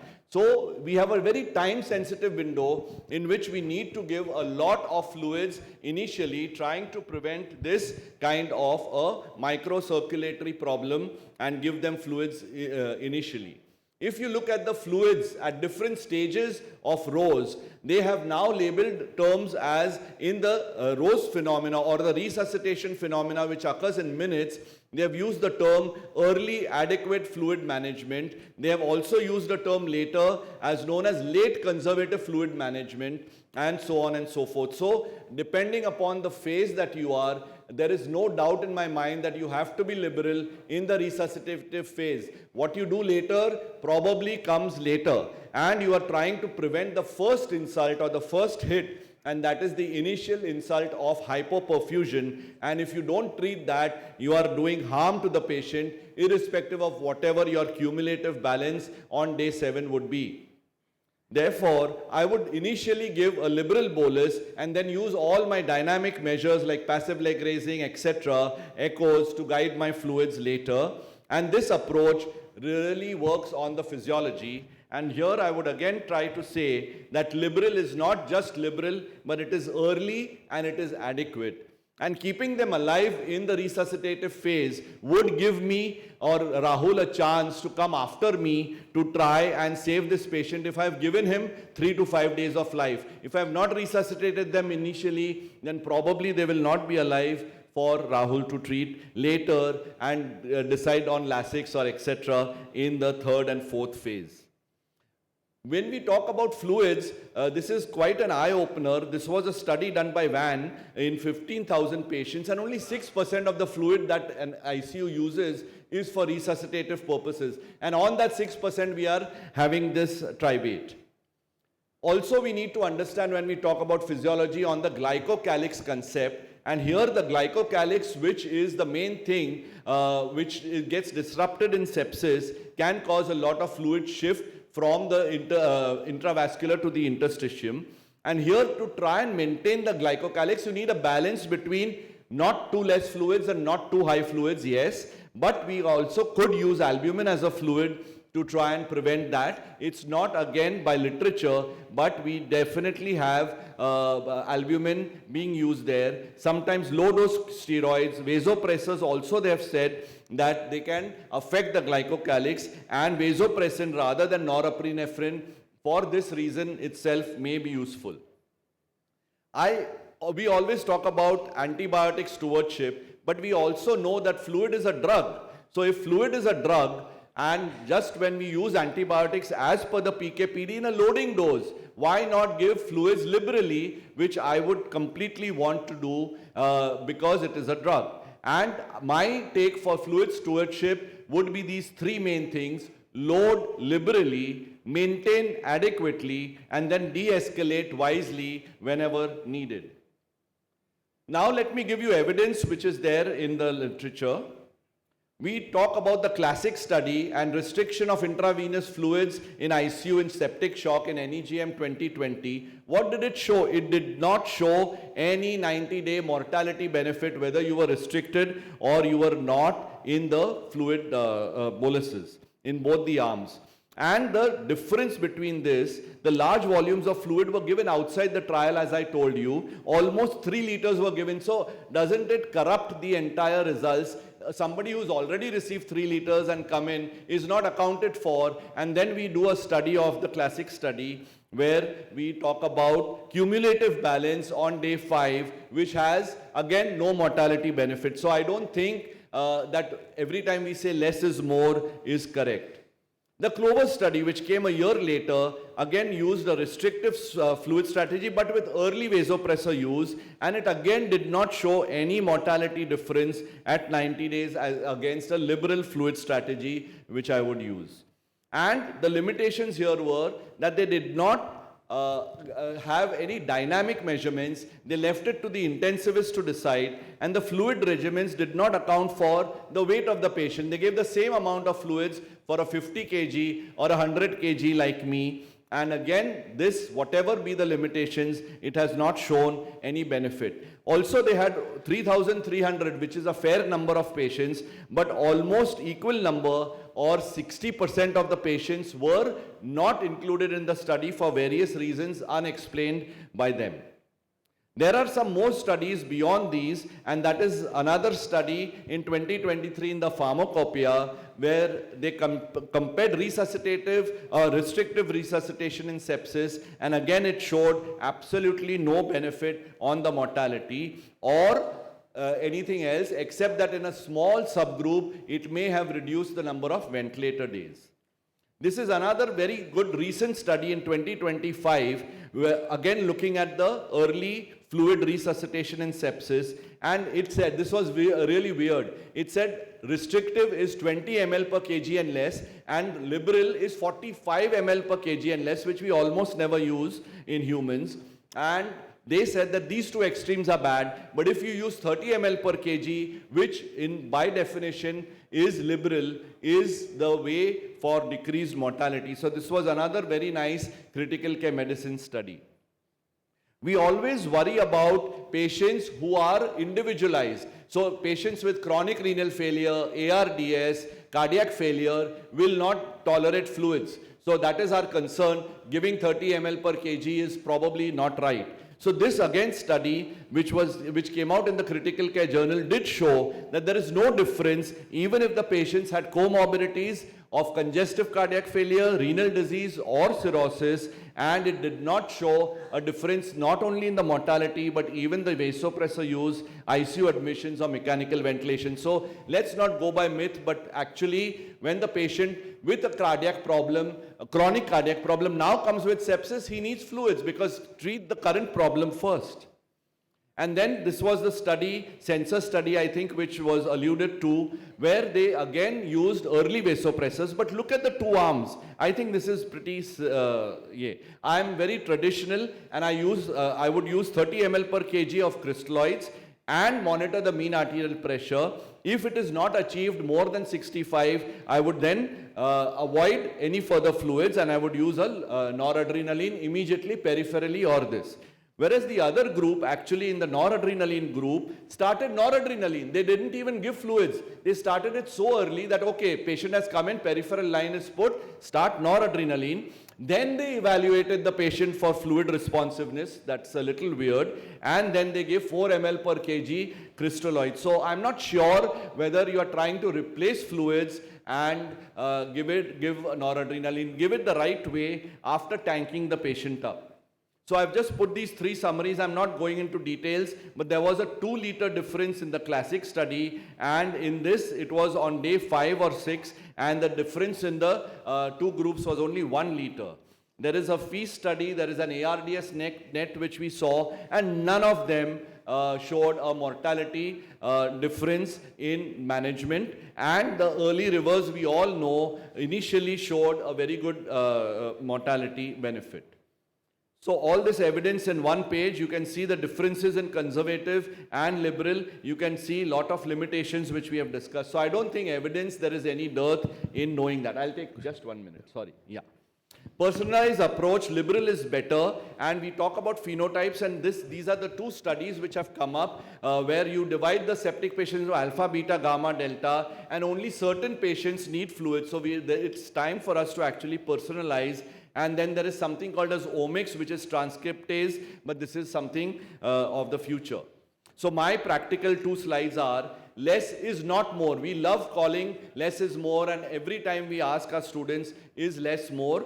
I will just talk about that in one sentence. And my 6 S's for fluids, I feel less is more for fluids is more like an oxymoron. We say happily married. I'm not talking about that. Fluid is the vehicle for oxygen to the starving tissues, and I will not be a moron to deny the patient a chance of survival. My 6 S's are: stop squeezing an empty pipe, start strong liberally, and stabilize smart dynamically. More or less is less or more. Cautiously, Winston Churchill said that if you are not a liberal when you are young, you have no heart. And if you are not a conservative when you are old, you have no brain. So I feel I am young enough and experienced enough at the same time, and as I would like to use my brains and treat my patient from my heart very, very liberally. I belong to the same clan, and I would like to quote Ratan Tata and end here. I don't believe in taking right decisions. I take decisions and then make them right, is what he said, and he's been a very liberal man. So as we are talking, I'm talking on the pro of liberal fluids. Personalize protocols, resuscitate responsibly, and optimize fluids. And I would love to hear Rahul give his comments on what I said. Thank you so much, sir. Now I would like to invite Dr. Rahul Pandit, sir, to put his perspective on the restrictive fluid strategy in septic shock.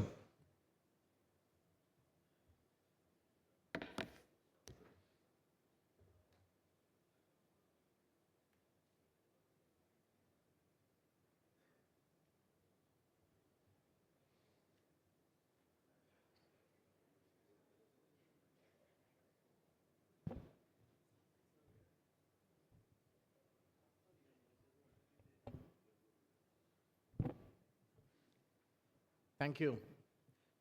Kushal, thank you very much. Lovely deliberation to prove your point. And unfortunately, though, I can actually make a mini 5-minute presentation on the number of studies which are published which say that liberal is not good.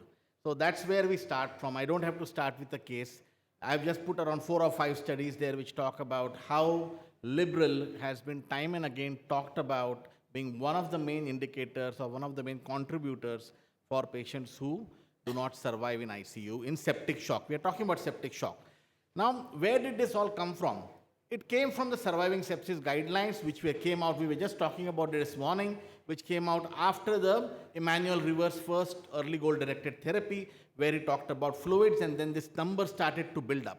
So the surviving sepsis latest guidelines, which were 2021, again, the guidelines are very nice. My friend Kushrav is a man of gold. He's a glittering guy. And the surviving sepsis guidelines are golden guidelines or the golden rule. But unfortunately, all that glitters is not gold as far as the guidelines and fluids are concerned. So let's look at the evidence. What does the guideline say? The guidelines were actually saying that you give 30 ml of fluid, but I am sorry, the evidence is weak, it's low quality evidence. In fact, it downgraded the evidence from the previous guidelines. From 2016 guidelines, the evidence was downgraded from being recommended strongly to now being a weak recommendation and a low quality of evidence. So unfortunately, the evidence is not supporting that. Now let's assume for a minute, we don't know much. Let's assume that 30 ml, whether it's liberal or resuscitative or conservative basically, we really don't know about that. And let's dive into the history and origin of this number.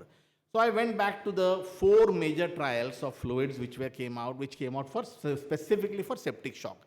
The first one was the early goal-directed therapy. Then the process, arise and promise, all 3 in 3 different continents of the world were published around the same time, around 8 years after the first early goal-directed therapy which was present. What comes out as a single most important thing is that within the first 6 hours, majority of the trials gave similar amount of fluid, which was 4 liters plus approximately. But the difference starts from 6th hour to 72 hours. So 6th hour to 72 hours, the EGDT had almost 9 to 10 liters of fluid, whereas they maintained a similar sort of a balance of around 4 liters.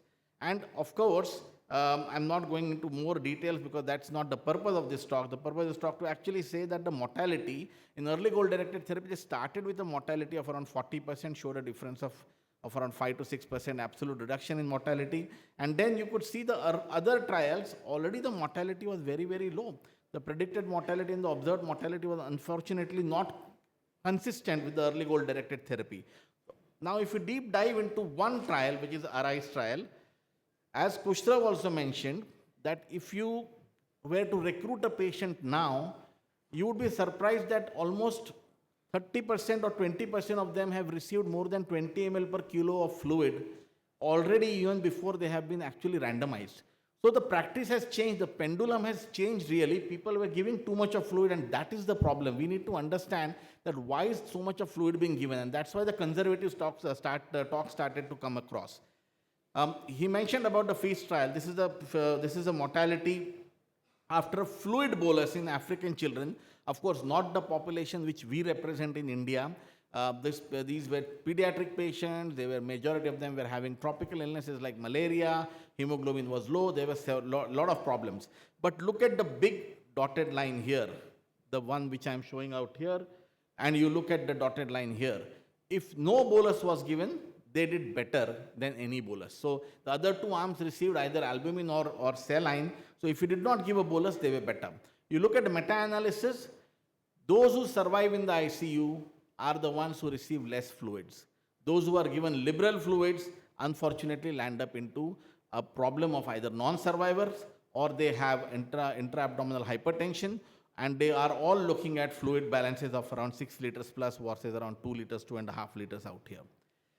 This is another 630 patient study which looked at hospital mortality and clearly correlated that the fluid given on day 2 and day 3 was unfortunately responsible or correlating with the mortality. However, the fluid gain on day 1 was associated with lower hospital mortality. So I agree on this one point that we need to be adequate we need not be liberal. We need to be adequate. We need to actually understand how much fluid a patient requires and we need to give them.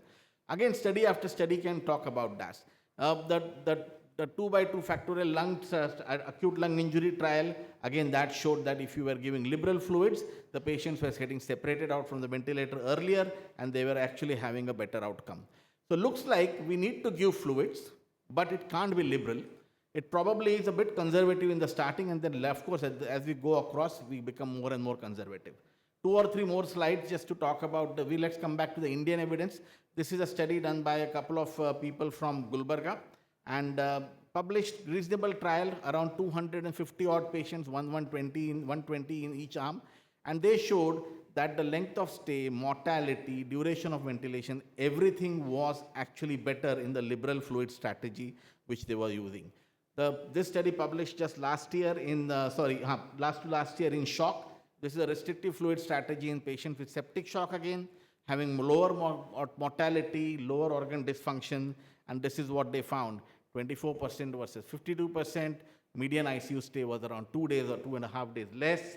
The restrictive strategy was associated with significantly less new acute onset of kidney injury, and there was a decrease in the renal replacement therapy as well. Now, this one trial, which is very interesting, the ARISE and the process and promise, they all said that you need to give fluids reasonably well in the initial phase, but in the later phase, be conservative. So this is the trial which is the classic randomized trial, which he again mentioned, and I just want to highlight up towards the mortality. Unfortunately, not powered because of so many other limitations, but there is a clear signal here that if you use a restrictive fluid strategy, you probably have a lesser mortality, lesser ischemic events, and lesser AKI. And this is what we need to understand, that studies are not getting powered as the 4 studies, ARISE, Process, and Protect, which essentially gave you almost 6,000 odd patients to look at. We know the venous congestion therapy, the study which talked about worsening of the right ventricular failure when we were giving them fluids unnecessarily. And we also know that there is a lot of organ dysfunction by patients who receive a fluid overload. And I've just enumerated them, not talking about any evidence for each of them. So I just would like to summarize that restrictive fluid strategy is the way to move forward. It is not early restriction, but restrain initial restriction as well as the fluid which you would give after the initial resuscitation. A large positive fluid balance, unfortunately, is an independent predictor of mortality. Thank you very much, and I'll be happy to have Dr. Samir Zog put up a balance view, and then we can.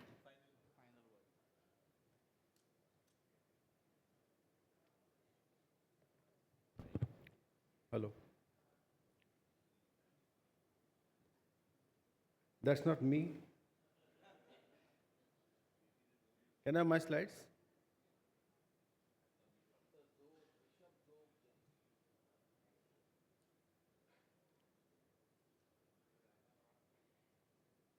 Yeah.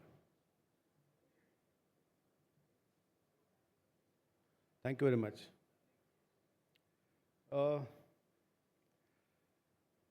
Can you all do quick search on ChatGPT or Perplexity or OpenAI and write a word tribate?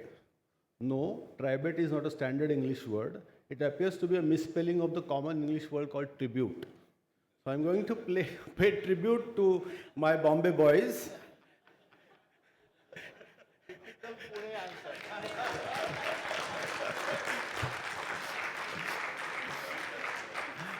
No, I'm vernacular trained Marathi medium person, so I don't know much about English, but I really know few things about critical care. So it's a tribute to my Bombay boys, Kushrao and Rahul. Let's start at the bedside with the case. 60-year-old male, diabetic hypertensive, ischemic heart disease, PCI. I'm supposed to give a balanced solution. So unless a case, we are here for patients. So we have to have some context to discuss what we are dealing about it. So patient with PCI last few years back and now come with fever, cough, breathlessness, admitted with tachypnea, desaturation, intubated, kept under controlled ventilation, received 2 liters, after 2 hours of resuscitation with antimicrobials, 1.2 liters of fluid, norepinephrine, cardiac output monitoring, pulse pressure variation, sedation, PEEP adjustment, FiO2 adjustment. Heart rate is now 94, blood pressure 100 by 58, map of 72, on norepinephrine, CVP, cardiac output, PPV is 10%, pH 7.32, PCO2 is okay, echo shows anteroseptal hypokinesia of his old MI, LVF is 45%, grade 1 LVDD, troponin is raised, pro-BNP is raised, procalcitonin is 5, creatinine is 2.1. It's difficult to manage such patients just by one strategy or other strategy. Am I happy with these numbers? I'm not at all happy with these numbers because these are just macro hemodynamics. So decision of liberal and restrictive doesn't come in at all in my routine management. I go by these numbers. This is microcirculatory numbers. I'm worried about urine output. I'm worried about capillary refill time. I'm worried about whether mottling is present or absent. If core to skin temperature is more than 7, if lactate is 4.8, SCVO2 is 58, VAPCO2 gap is 9 of this patient, then whatever you do, this patient is not going to do well. So whatever you follow, restrictive or liberal strategy, it's the monitoring it is more important, and the decision making is based not on an ideology or philosophy, but decision is made on what patient is showing you the signs. So the whole philosophy of shock management is summarized here. There is oxygen demand supply or imbalance, and we do macro hemodynamic and micro hemodynamics, all these do. Ultimately for what? To achieve what is the exact. We'll never get an exact therapy, but at least appropriate therapy to get your patient out of this danger. And that's what exactly we practice in critical care every time. So we are not belong to sect liberal or sect restrictive, Babaji versus Panditji. So we won't fight into that. Let's summarize what these two guys talked about. There are two studies, one a classic study from Anders Perner group from Sweden, and another is Clover study from US. The mortality, if you just check the similar patient population, the mortality in Scandinavia is almost 42% in both groups, liberal versus restrictive. Whereas in American study, in Clover study, the mortality is 14%. I mean, one of them is lying or one of them is correct, or we are stupid to understand both the studies because they are talking about the same patients or similar patients of septic shock, but a complete difference in the mortality. So the truth lies somewhere else, right? But this is just to give a glimpse what these guys talked about. 2 points I would like to harp on is when we are talking about septic shock, it is primarily distributive shock. What happened in septic shock is a vasodilatation, that the disease is in the capillaries and venules where they dilate because of cytokine. And what we want is to fill the capillaries, fill the veins is okay, but we have to constrict them. So early norepinephrine, early vasopressor is also an important, which is unfortunately tagged to a restrictive fluid strategy, but it is completely different ideology. You have to start some vasopressor early in a course of septic shock, maybe probably in first 1 to 3 hours, without waiting for tanks to get filled with your fluids. So early vasopressin is what I would take a balanced stand, that fluids and vasopressors together as a treatment of septic shock. This is not like aspirin first, then clopidogrel, and then primary angioplasty. It is aspirin, clopidogrel, statin, and then a primary angioplasty for myocardial infarction. Similarly, for if you diagnose septic shock, it is oxygen, fluids, norepinephrine, all together along with antimicrobials. Another point is now in last 4 or 5 years, there is a lot of focus is now on VEXA score. This is actually a very good idea that we are giving fluids is okay, whether restrictive or liberal, but is the patient or patient's organ are in a position to tolerate whatever we give. And this is actually reflection of the venous. The name itself suggests the venous excess. It is not that residual time I get for balanced vision. Everybody should get 10 minutes, right? That's what it's supposed to be. Okay. So the name itself suggests venous excess ultrasound, and it is a very good study that you look at the portal vein, look at the hepatic vein, and look at the renal vein, and try to understand whatever amount of fluid you have given, whether the body is tolerating it well or not. So this, I think we should assimilate this VEXAS protocol whenever we do fluid resuscitation or fluid boluses in our ICU. And it's a personalized approach. There can be 3 approaches. One is shown by Andromeda study. You take one perfusion marker, whether it is lactate, whether it is SCVO2, whether it is VAPCO2 gap, or whether it is capillary refill time. Andromeda Shock 1 study published in 2019, they checked capillary refill time as a goal to get capillary refill time less than 3 seconds in first 6 hours. and compared them with the control arm with the get lactates reduction by 20% in first 6 hours by your resuscitation, and how much amount of fluid, how much amount of vasopressor you require is completely independent. So they neither believe that restrictive is correct or liberation is correct, is based on a microcirculatory goal. That's, I think, the correct goal which we have. And the Andromeda shock study just published in last week's ESICM ESICM annual conference, published in JAMA on October 25, which also endorsed the same thing. You take any good microcirculatory markers, and we have got 6 microcirculatory markers with you: capillary refill time, mottling, VAPCO2 gap, SCVO2, lactate, urine output. You choose any of them or combination of them and check if these are satisfied. Then it doesn't make any difference whether you give 30 ml per kg or 4 ml per kg or 8 ml per kg. It doesn't make any difference. If your microcirculatory parameters are reasonably well achieved, then you need not do much things ahead of that. You take any protocol, there are not many people like Michael Pinsky, Jolly Teboul, Jolly Vincent, Daniel Debakar will have come up with their own protocols. Start with SCVO2, start with cardiac output, start with MAP. You take any protocol which you are comfortable with, but try to achieve or try to summarize or try to correlate majority or many parameters which are macrohemodynamic and microhemodynamic together and try to treat the patient. And nowadays, in last 5-7 years, lot many students and my colleagues have replaced stethoscope with this probe, and they started keeping probe from toe to actually throat and come up with some brilliant ideas. But it is really a useful tool. Look at heart, look at lungs, and you can get a good idea whether your fluids are adequate or not adequate, whether to give more fluids or not adequate or less fluids.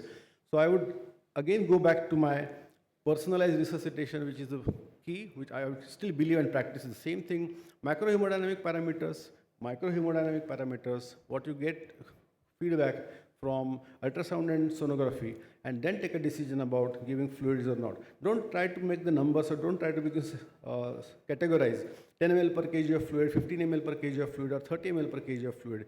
Go by your microhemodynamics and ultrasound findings, and then possibly these three components form an important and integral component of giving fluids or any therapy in your ICU patient. On top of that, the fourth component is very, very important, but unfortunately it is diminishing with the advent of ChatGPT and Perplexity, which is the brain of intensivist. Thank you very much.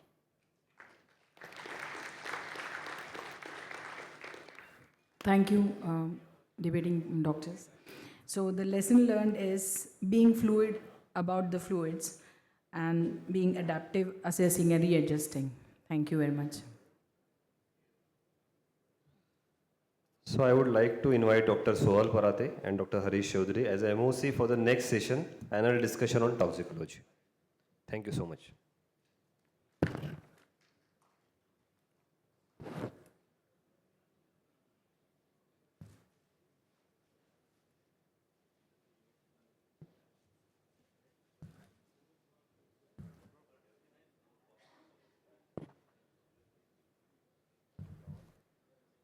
Good afternoon, everyone, and a very warm welcome to all our delegates to this much awaited session of panel discussion on toxicology.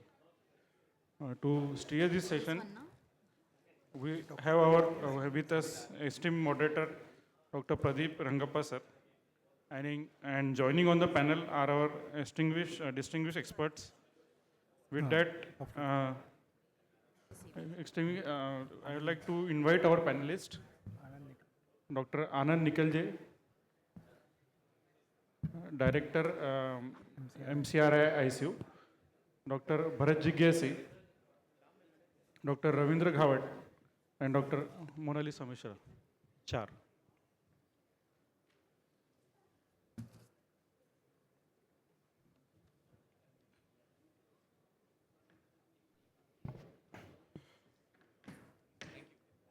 I now hand over the session to our moderator, Dr.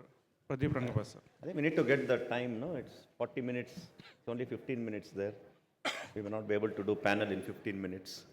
So, good afternoon everyone. So, it's great to be here. Again, thanks Nagpur team for having me here. So, I think we have brilliant panelists here. So, we have a toxicology panel. So, we'll have a bit of an overview and some take-home lessons at the end of it. So it's almost impossible to cover the whole of toxicology in panel, as you all would allude to. But we'll try to at least try to address certain salient aspects and maybe the future forward. So I'll just start off with an approach to toxidrome. So basically, we need to have some sort of a bird's overview on how we approach and whether we have some toxidromic approach when we are dealing with a patient with poisoning. So I have 4 esteemed panelists, Anand Nikalja is there, Ravindra Gawat, Mona Lisa and Bharat. So Anand, if you can just elucidate few key components as how you would approach poisoning in some sort of a toxidromic way. Yeah, thank you, Dr. Pradeep. Actually, we get a lot of poisoning patients in our ICU, particularly from rural area. And actually, toxidrome is a word came from a toxic syndrome. And actually, early management is a key.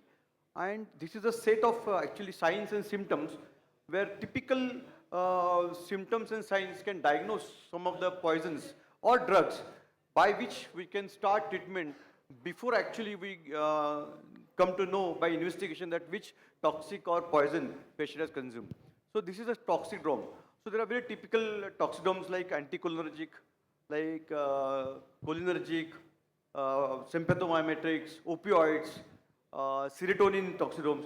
So this actually toxidromes is a set of signs and symptoms probably by which we can diagnose some of the drugs and poison.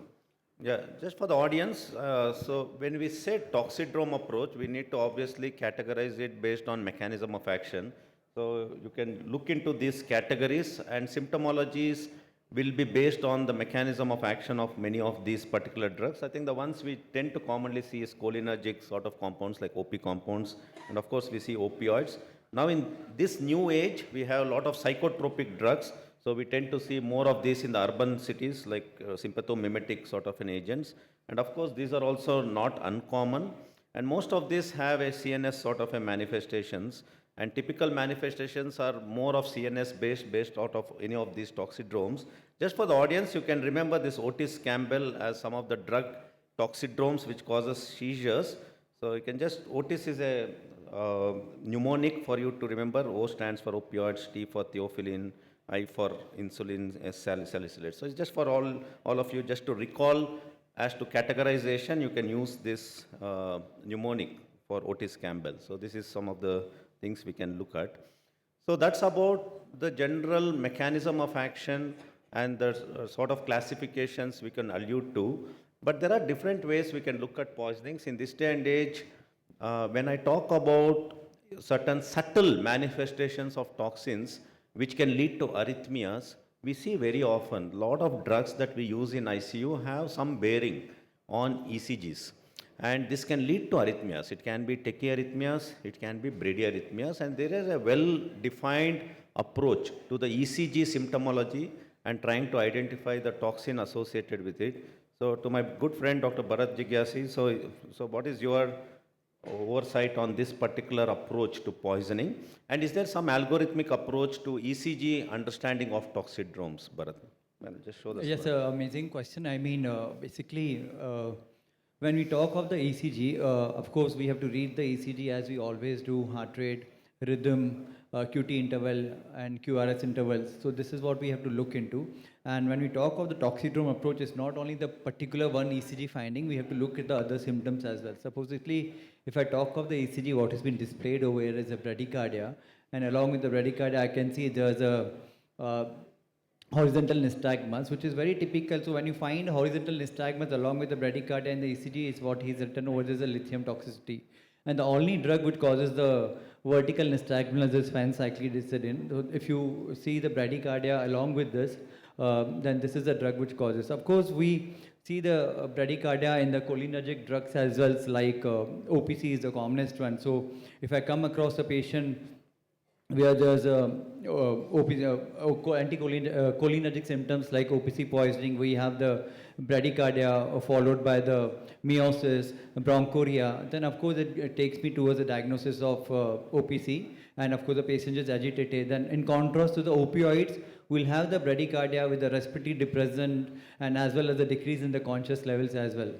Now, this was all about the bradycardia. When you talk of the tachycardia related toxidrome, so whenever there's a tachycardia, of course, the commonest is the anticholinergic and the sympathomimetics. So when you talk of the sympathomimetics, you will see tachycardia, hypertension, temperature going up, sweating. So all those findings, and if I add the anticholinergic aid, then the most commonly seen along with the tachycardia is the retention of the urine, what we see. Then of course we also look into the QT interval and the QRS interval. So if you look into the widen QRS and whenever there's a tachycardia, so these are the drugs as kindly spoken, antidepressants, venlafaxine, bupropion, which are very well related to the wide QRS, and the narrow QRS we see the anticholinergic.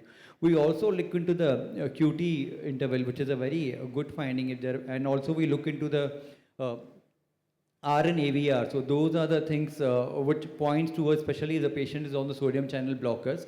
So if we tend to see R and AVR when the patient is on sodium channel blockers, that is the criticality of the patient, and the QT in those cases is more than 100, and very high chances patient will have the seizure, and the QT in those cases is more than 160 milliseconds, and the very high chances patient will have the ventricular dysrhythmia as well. Thank you, Bharat. I think very nicely elucidated. Just to simplify and distill out what Bharat has said, so any ECG you look at whether it is toxicologic bradycardia or tachycardia, as he rightly said, at least in my urban cities, there's only one drug. If it's anyone, the quite clever trainees, if you are here, there's only one drug that causes vertical nystagmus. That is phencyclidine, and that is available as angel dust. So it's a drug abuse. So people are, all the Gen Z abuses this phencyclidine in urban cities. And lithium is very commonly used as an antidepressant on bipolar that causes horizontal nystagmus. And any drugs, like most of our ICU patients are on beta blockers, calcium channel, and you have a disease condition, if their half-life gets prolonged due to multiple organ dysfunction, they all manifest with multiple of these heart blocks. Any heart blocks can be present.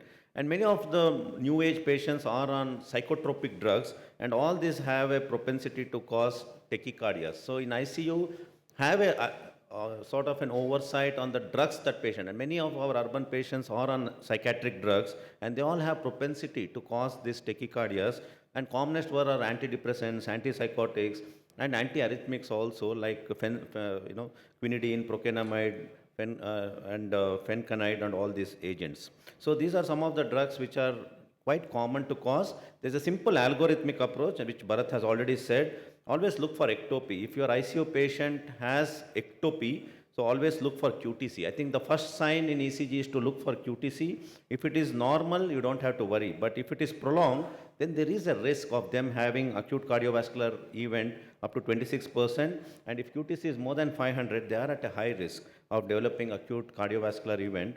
And this is a simple approach. And as Bharat rightly said, if you have R in AVR, let's look at R wave in AVR, S in 1 and AVL, and R in V1. So if you see any of these, at least put your mind that they are at a risk and any drug may be causing. R in AVR is the first thing that you would see in all sodium channel blockade. So very simple, although it appears, but if you start looking into the ECG, start looking at R in AVR, or S in 1 and AVL, and R in, you have some sort of an RBBB pattern evolving, which was not there before, think about a drug.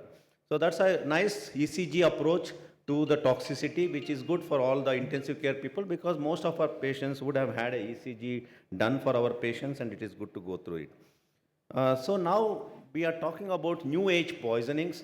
So gone were the days where we didn't have solutions for certain poisonings, but today with an advent of ECMO, with extracorporeal hemoperfusions, charcoal hemoperfusions, so there are distinctive toxicologies where we can use these devices and save patients in this day and age. I'm sure Nagpur, many of you may have put patients, we are getting a lot of calcium channel blockers, we put them on VA ECMO. So Ravindra Gawat, my good friend, so what is the role of extracorporeal therapies in toxicology as per the latest evidence? So there are three reasons why extracorporeal therapy would be required in a patient who has had a toxic ingestion.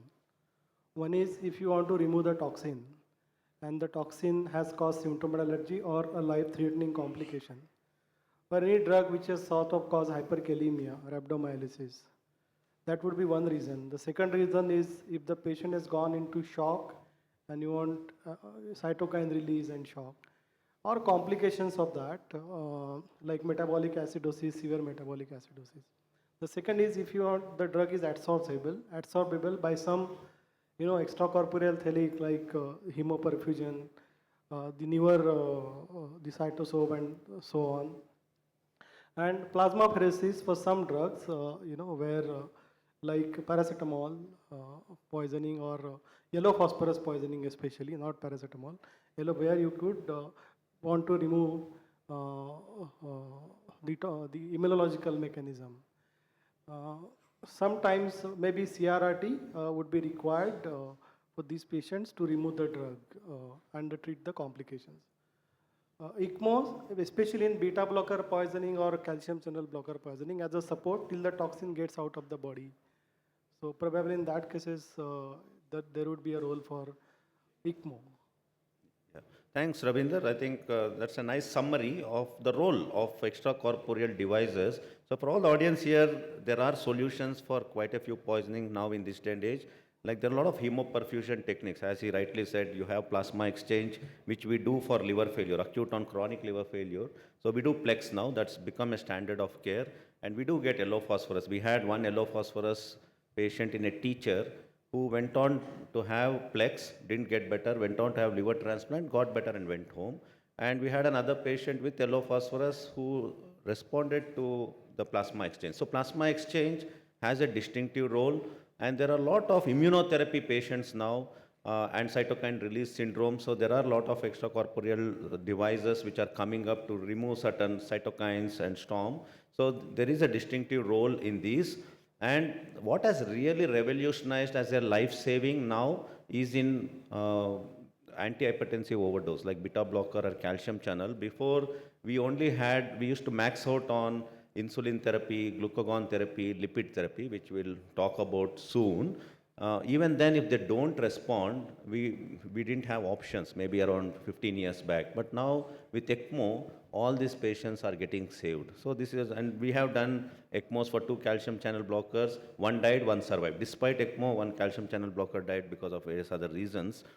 So these are some of the newer therapies, and there is charcoal hemoperfusion which is available, and it has a distinct role in maybe barbiturate or aminophylline toxicity, so on and so forth. So we need to be at least cognizant, and there are certain exotic toxins that are coming, which I will show you a case, and their plasma exchange was life-saving. And many of you may not have commonly seen it or heard, but these are available on web, which we'll talk about it. So thanks Ravinder for elucidating on this.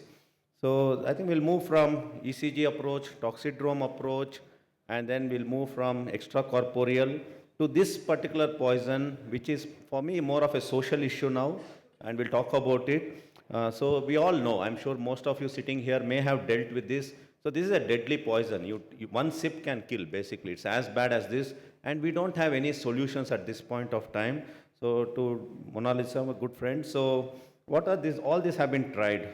Hemoperfusion, all that we have been discussing. Immunosuppressants, Edaravone, ECMO. So what are your thoughts, Mona Lisa, on all these therapies? Thank you for the question, sir. So starting with hemoperfusion, there is a definitive role of hemoperfusion if we start early, that is within 4 to 6 hours of taking the poison.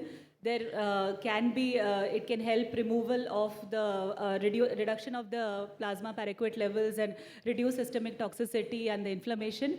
But later there has been no role. So if we want to use hemoperfusion, we should use it early. In terms of immunosuppression, there have been meta-analyses which have actually shown benefit with cyclophosphamide, methylprednisolone, dexamethasone. So they have, but again, the long-term outcomes we are not very sure of. In terms of that new drug, that Edaravone, yeah. So I read about it. We have never used it. So it's basically a free radical oxygen scavenger, and we know how paraquat acts. It causes a lot of free radical damage. So it does help in preventing that, but again, that has not translated into clinical outcomes. Last is ECMO, and of course, ECMO is the last resort. And if we are considering ECMO for our patient, we should be aware that it has to be used only as a bridge to transplant, because the kind of lung injury, lung fibrosis paraquat causes, if the patient won't come out of it without getting a lung transplant. So clearly the role here among all these 4 therapies, the best role of hemoperfusion is seen. But again, if it is started on time, that is within 6 hours of ingestion of drug. Thank you, Mona Lisa, for nicely encapsulating the essence of Paraquat. So friends, we don't have good news in Paraquat, so whatever evidence you dig into, these are all desperate options. So early hemoperfusion, like Mona Lisa said, within 4 hours, there's only one sort of a case series which has showed some benefit. Gastric lavage can be done. Anything you do, at least in my experience, I'm sure many of you would agree, most of them die because it's a very lethal poison. They go into multi-organ failure, they'll go into acute kidney injury, they'll go into pulmonary fibrosis. You can dig into literature, you have evidence about ECMO. Even patients who have undergone lung transplant, the transplanted lung have had fibrosis and then they progress. So it is that bad. So best is to avoid, we'll talk about it, whether India should have a legislation should stop Paraquat because Europeans have stopped production of Paraquat or stopped selling. Even Sri Lanka has taken a stand on stopping production of Paraquat, but in India it is cheaply available. So this is more of a social issue. Edaravone, whatever evidence you saw in this particular, the immunosuppressants, this particular study, this is a reference study, which did not show any benefit with mortality. And all these antioxidants they have tried are a desperate measure. Edaravone, this is a Chinese trial which has only said that fibrosis will be delayed if they use, and this was a case series in 44. So that's the sort of body of evidence, but it's a bad poison. So the bottom line is most of them die despite whatever advanced organ support measures that we put these patients on. So we'll just move to this interesting concept which we call it as a lipid sink. I'm sure many of you would have heard lipid sink and lipid therapy. So to Dr. Anand, which we see these poisons fairly not uncommonly. So role of IV lipid emulsion therapy and high dose insulin euglycemic therapy, and whether there is algorithmic approach to all this antihypertensive therapy, be it calcium channel or beta blocker, and more so with calcium channel blockers. And even with beta blocker we use this. So over to you, Dr. Anand. Yeah, calcium channel blocker, particularly when patient comes to us, history is quite obvious that the patient has consumed too much of calcium antagonist calcium channel blockers. And major clinical presentation is cardiac, actually patient present with multiple arrhythmias, blocks, shock, and we need to treat them. So first of all, actually gastric decontamination should be an approach with activated charcoal, then gastric lavage, and even whole bowel irrigation can be done. And then we should treat this patient with calcium, IV calcium, then glucagon, and then probably role comes to high insulin euglycemic approach. About this approach of giving insulin and dextrose in calcium channel blocker is not been proven in multiple trials. It is in some animal experiments and some case reports, but definitely it can be tried. So we can give dextrose and we can give regular insulin of 1 milligram per kg as a high dose insulin, and keep sugar and potassium monitor every half an hour, so that hypokalemia is a risk. So this approach is mentioned but not even proven approach. And fat emulsion therapy again is experimental in animal experiments, and giving lipid emulsion around as a bolus of 2.5 ml or 1.5 ml 2 to 3 minutes per kg will actually cause sink of drug, particularly lipophilic drugs, and may improve the toxicity. The improvement which we are looking for in this patient is improvement in the blood pressure, improvement in the heart rate, reducing of the blocks which patient has got. So this is a probably algorithm to manage calcium channel blockers. Yeah. So thank you, Anand. See, I think the concept we need to have little clarity is it's a multimodal approach to managing calcium channel blocker. So we have reviewed the evidence, and calcium channel blocker, it's not one agent. And we have actually averted few patients going on to ECMO by optimizing the medical therapy. So that is a message for the audience. So you have to optimize. So the type of dose that insulin and dextrose you need to use is a very high dose. So I'll show you the algorithm. So once you max out, and with glucagon, So that optimal medical therapy has to be attained and see if hemodynamics, we have seen patients who come on triple vasopressors, you max out on medical therapy with lipid infusion, glucagon, and there is an algorithmic approach with high dose insulin, invariably hemodynamics tend to improve over course of time. Of course, not for all, depends on age and other comorbidities and the amount of drug that they have taken. Basically, it creates a lipid sink where it facilitates absorption of these calcium channel blockers and prevents conversion of free fatty acids, as you see, to carbohydrates.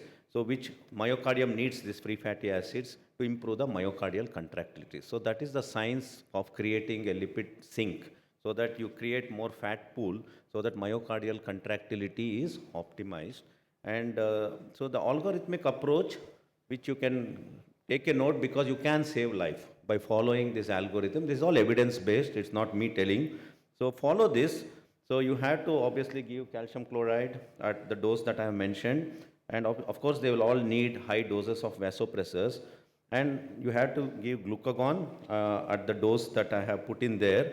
But the quintessence of this is this, friends. So this is something we shudder in fear to give this. You have to give 10 units per kg per hour. Can you give that? 60 kgs means 600 units per hour with dextrose. So that is something which we don't optimize. I'm telling you, because I've had my trainees who say, sir, we have gone hypo, but nothing is going to happen. You give glucagon, you give this dose at 1 unit per kg, give that as an infusion, then you decide. If they're not responding, you keep ECMO as a standby, because we have prevented patients going on to ECMO. If you max out on this, especially young patients, they respond beautifully. Elderly, that's the patient which possibly will need ECMO, but you can save a life. So please bear this. It's a very high dose insulin, and fat emulsion is very easily available. It's not difficult. Every center, every place in India has this as fat emulsion. You can give this at this dosage for 30 minutes to create a lipid sink to facilitate absorption of these calcium channel and beta blockers and improve the myocardial. It's all about cardiac stabilization is our intent. And of course, you can use other measures if they go into heart blocks, IABP, and finally ECMO is always there. So have ECMO or talk to maybe Rajan Barokar here, say keep the ECMO ready, but I'm optimizing these patients on medical therapy. So you can save at least, I would say, 50% of the lives only with good medical therapy, maybe more than 50. So just follow this algorithm, but we all suboptimally give insulin and dextrose. We suboptimally give glucagon, and many a times we don't create a lipid sink. So the message for you is follow protocols, follow algorithms, and future will be all protocolized driven ICU. It's not individual driven. So I think as a custodian of intensive care, we need to create robust protocols in the hospital across India to save more life. And this will be the future of intensive care, and AI will do all that for us as we go along. So this is a very interesting case. So for all my panelists and for the audience, we had this patient. All this I'm citing is from the cases we have dealt. This is a very interesting patient, which is a social issue for me. 19-year-old biotechnology student, bright student, came with only consumption of 10 ml compound. And these are all exotic poisons people are coming out with. She comes like a Lord Shiva, blue. Actually, this picture is not reflecting, she was totally blue. Everything is blue. Saliva is blue, and urine is blue, and she came fully blue. So, and she has visited a dark web. So this is a problem. This is a social issue. She had visited a dark web and get the suicide kits. There is a dark web which promotes suicide kits to facilitate painless suicide. And there are multiple options in the dark web. And one of the options she picked up, because she was a biotechnology student, was this compound, which is very easily available in India. So this is something as doctors we need to be aware, because otherwise and you need specific pointed therapies for this, otherwise you will lose this patient. She came with a methemoglobin of 65.5% and lactate of 6.3. I think Ravindra Gawat has already told me an answer before the panel, so I think he must have, he's a clever, brilliant guy. I'm sure others also may have got an answer. So anyone can take this. What is this compound and what is it called on dark web? I will not take it. Yeah, so come on, Mona Lisa. Sodium nitrite. Yeah, I think maybe it's there in one of my videos also. So it's a sodium nitrite poisoning, and it is available on the dark web as comfort dust. It's called as comfort dust, very easily, because this is used as a preservative for all bakeries, and it's very, and ice makers, everyone uses it. So very easily available. Just 10 ml compound is enough to kill. And that's what was there in the dark web. So you don't need to take more of this. It's a very clear solution, so took it. So what does this do? It can kill. It can kill a patient if you don't treat them with definitive management. And there are definitive management which is easy to get. And this, we did a plasma exchange. I'll tell you the treatment. Plasma exchange, it was actually blue, and then slowly it will become dirty brown sort of a color when you remove the patient's plasma. So what does it do? Basically, sodium nitrite converts ferrous to ferric ions. So our hemoglobin needs ferrous to bind to oxygen. So it converts to ferric. Ferric does not bind to oxygen. So what happens when it does not bind? Your oxygen delivery comes down. And then what happens? Your lactate goes up, and hypotension sets in, metabolic acidosis, and death will happen. Because at a mitochondrial level, lot of lactates, no oxygen delivery, tissue hypoxia. So we all understand that. This is what it does, very simple. Converts ferrous to ferric, and all the vicious conundrum happens. So, and methemoglobinemia, she had 66%. And the normal, we shouldn't have any methemoglobinemia, 1 to 2% is acceptable. So this is what is the clinical manifestations when your methemoglobin hits the roof. So she had 66%, so she falls in this. She could have had convulsions. She didn't have convulsions, but we were worried. We had put prophylactic anti-seizures. So they can have coma, and more than 70% invariably kills. So she was very pointed in her attempt. The dark web exactly mentioned how much she has to take. She took that much, clearly knowing that that would kill her. So this is what is the new age Gen Z's approach to suicide. It's not hanging, it's not about anything. So this is how they come to you. So you need to be equipped. So the treatment is methylene blue because she has methemoglobinemia. So the methylene blue is 1 milligram per kg we gave. You have to do G6PD before you give methemoglobin because otherwise it can worsen. After 1 hour, because it was high dose, we repeated at 2 mg per kg. So this is an approach to this sort of sodium nitrite poisoning. And then you had to give vitamin C as an antioxidant. So high dose vitamin C we gave to this lady. And then plasma exchange is the definitive means. So we did Plex. So we were talking about Plex. Ravindra Gawat did mention about the role of Plex. So we did plasma exchange for her. And you dig into the literature. All the literature, you don't get randomized control trial in any of the toxicity, very less. So all this, you'll talk about case series. So Plex is most effective. And along with Plex, there are literature to look at whether you would combine with HBOT, hyperbaric oxygen. So we did subject her to hyperbaric oxygen. I don't know if there is a HBOT chamber in Nagpur. I'm an HBOT qualified person. I trained in Australia in HBOT as well. So does anyone have HBOT? I mean, this Nagpur has HBOT. So we subject to 2 atmospheric absolute for 90 minutes, and she got better and she went home. So this is something we need to bear in mind. And HBOT was additional adjunct, but don't fixate that HBOT is not there, I can't treat, but all this will save the life. Methylene blue and plasma exchange most often will take care of it. So we just had to do 2 exchanges, and she slowly improved, and that blue tinge, that blue sort of a discoloration slowly will come down. It doesn't immediately disappear, and the picture we took was more during the plasma exchange. We took the pictures. So it slowly comes down and it will disappear. So that is what happens. And her methemoglobinemia came down to 0.6% after the plasma exchange. So these are all the new age poisons that we should be aware. So now we have looked into different categories, the archaic poisons unique to India. Then we have looked at toxidromic approach. Then we have looked at extracorporeal, which is a new age sort of a phenomena to save lives, and exotic poisons. Now we need to look at how are we going to take the future of toxicology? Are we in the right direction in India? So quick thoughts from each of the panelists as to what they look at the future of toxicology. And this is where we are heading. So maybe you can all take one as a... I think we need to think about how patient will reach early to the center where he can be treated properly.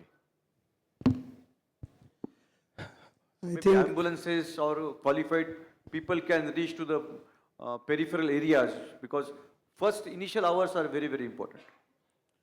I think for all iatrogenic problems, whether it is by suicide, homicide, or accidental, or whichever way the toxins go into the body, For all iatrogenic problems, prevention is the best strategy. And if you really look at this toxicology, if we can put some laws, strict like laws like you were mentioning about some countries like Sri Lanka where the laws have been very strict. Non-liability of these toxic drugs, banning some drugs, number one. Number two, if we can put mental health education right from the start into schooling, colleges, right, that most of the time these drugs have been used for as suicide. So that is very, very important, which is not been taught even in medical schools and even postgraduate schools. Right, so that is second thing. Third is if we have good antidotes, which would be difficult to get, and maybe a therapeutic drug monitoring or the drug monitoring. If we have many a times these patients come with something like no history, so you don't know what the poison is. Like you mentioned about a nitrite, many of people may not be knowing what it is. So in that case, if we can have better ways to find out the drug levels or diagnose the drug levels, that would be great. Yeah. Monalisa, any thoughts? So just I had a thought recently only that like we have sepsis code and stroke code in our hospital. We should have a toxicology code also because everything is very time sensitive like other illnesses. Some require like hemoperfusion within 4 hours and also everything has to be activated in the ER and patient has to be directed to the right ICU for the right intervention. The multidisciplinary team should be involved at the right time. Sometimes there's a delay at the ER side itself. They're confused what to do. So developing strong protocols at the hospital level is going to help give timely interventions for better outcomes. And of course, having a national database will help us and train our people to actually which therapy works and which doesn't work and what antidotes are available where. So probably these two suggestions for a better future in toxicology. Thank you. I think Bharat has served our ISCCM as secretary. I'm sure he has some brilliant ideas how we should take this forward. I think we need ideas because I have something which I will summarize. It moves from the city level to the state level to the regional level and eventually what we do. So as they very well spoke about, we have to have the legally, if you start with the hospital, we should start with the codes and the training of the people around. Then it comes to the state, it comes to the legalities as we spoke about banning the paraquat poisoning. Also the yellow phosphorus, the paste form is quite dangerous. Alphos, what we face altogether. Then it comes to the treatment wise. I mean, we have advanced quite a bit in terms of toxicology. As you said, calcium channel blockers, beta blockers, if we have the ECMO in place, they should not die of that complication at least. And same is also true with the Alphos. The moment we see the drop in the EF ejection fraction at 45, you start Alphos, even next 3-4 days, you can wean the ECMO off and they do well. So we are there, but of course, the overall approach, I'll start with the precision medicine, that is with the AI technology coming in. So as we all spoke about the toxidrome, so as a human being, we can't remember everything. If we fit in those signs, it exactly tells you, as you very well highlighted the case of the sodium nitrite as well. I mean, it's not easy to pick up. So with those AI ML level, we can find out what exactly it is and what are the antidotes available. And if coming with the bioengineering, as you labeled it, with the nanotechnology, we can have the toxin absorbers. Also with the monoclonal antibodies are being worked up with for the antitoxin, as we have the ASV. So we have monoclonal antibodies of each and every particular toxin, and this is why how the advances are going to come in.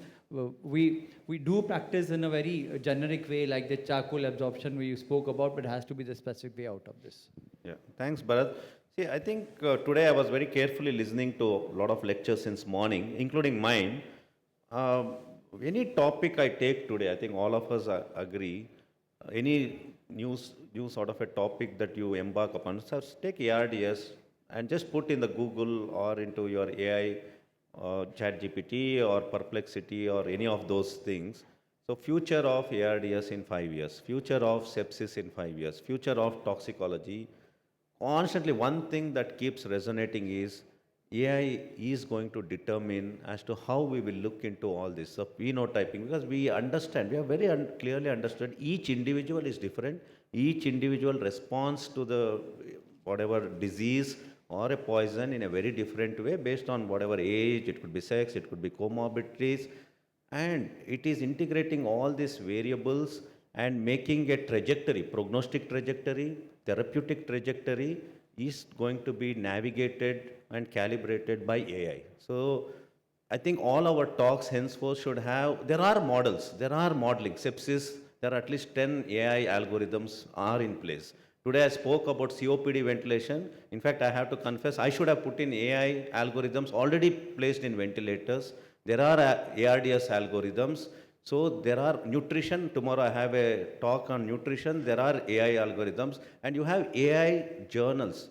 Just Google now as I'm talking, you'll have a list of AI journals. So the type of research that's happening, so if we are having a conference without a mention of AI, then we are missing the boat. So AI algorithms embedded and navigating, creating a decision tree is the way forward. I think this is here to stay. Let's embrace the future. And it's all about personalized medicine, precision medicine, using algorithm. What does AI algorithm does? It's not a new sort of a innovator. It is taking all the data, making sense of the data and giving you a pathway, which as a human, sometimes it's hard for us to integrate so many variables. And so much of data to back up our decision is what is going to be the future of toxicology or anything that we deal.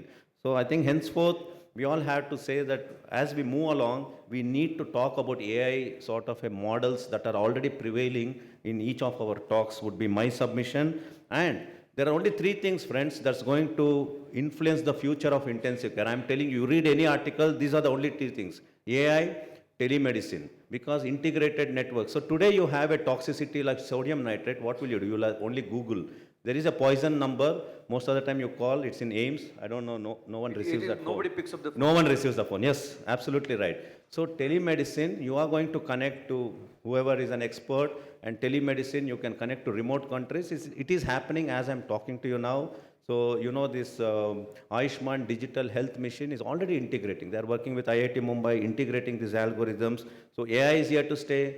Telemedicine is here to stay. The third thing is advanced diagnostics and advanced imaging. These are the three things which will create our digital twinning and will give you different trajectories. This is where the future is, and henceforth I think our talk should talk about AI, should talk about integrated network and advanced imaging. I think that would be the future, and we all need to gear up for this future, friends. So I'll just quickly, we have 2 minutes. There are societal questions. Should India regulate pesticide concentration and vial volume the way Sri Lanka did? I think as ISCCM, we need to push this. Who else will push this? As an Indian society, people are dying with paraquat poisoning. Paraquat is banned in whole of Europe. And in India, we are sitting here and dealing with these poisonings. Sri Lanka, a country like Sri Lanka has banned 3 poisons, paraquat, phenthyon and dimethion. These are all dimethyl compounds. We know how deadly they are. They are going to kill. Any idea how many deaths, recorded deaths in India that happens due to these poisonings? I just got the data from NCRB. It's 1.6 to 1.8 lakh suicides per year. And so I think, just quick comments on this. Should India ban this and should ISCCM take a stand? And this is our national suicide rate from these poisonings. In Sri Lanka was reduced by 70% by banning this in Sri Lanka. That's the data I just got from the web. So any quick thoughts? Should ISCCM take this way forward, push the governance to ban at least paraquat and some of these? If Sri Lanka can do it, why not India? Of course, I think ISCCM should take the lead in promoting the ban at government level. Okay, so we'll take this as agenda. So Ravindra Gawat is in EC next year. So hopefully Bharat and others may join. And the second important social issue, which is very sensitive issue, heavy metal toxicity. So heavy metal toxicity, is it a problem in India? Especially in alternative formulation. Quick thoughts, because I think we are running short of time. I'll tell you the case example I have seen in my ICU. It is widely prevalent. I think all of us are agnostic to what we are dealing with. So any quick thoughts? Yeah, most of the time. And the predominant culprit is Ayurvedic medicines. You see so many patients. Yeah, Basma and so many of them. And you retrospectively ask them what medicines you were taking. Were you taking any medicine? They would say no.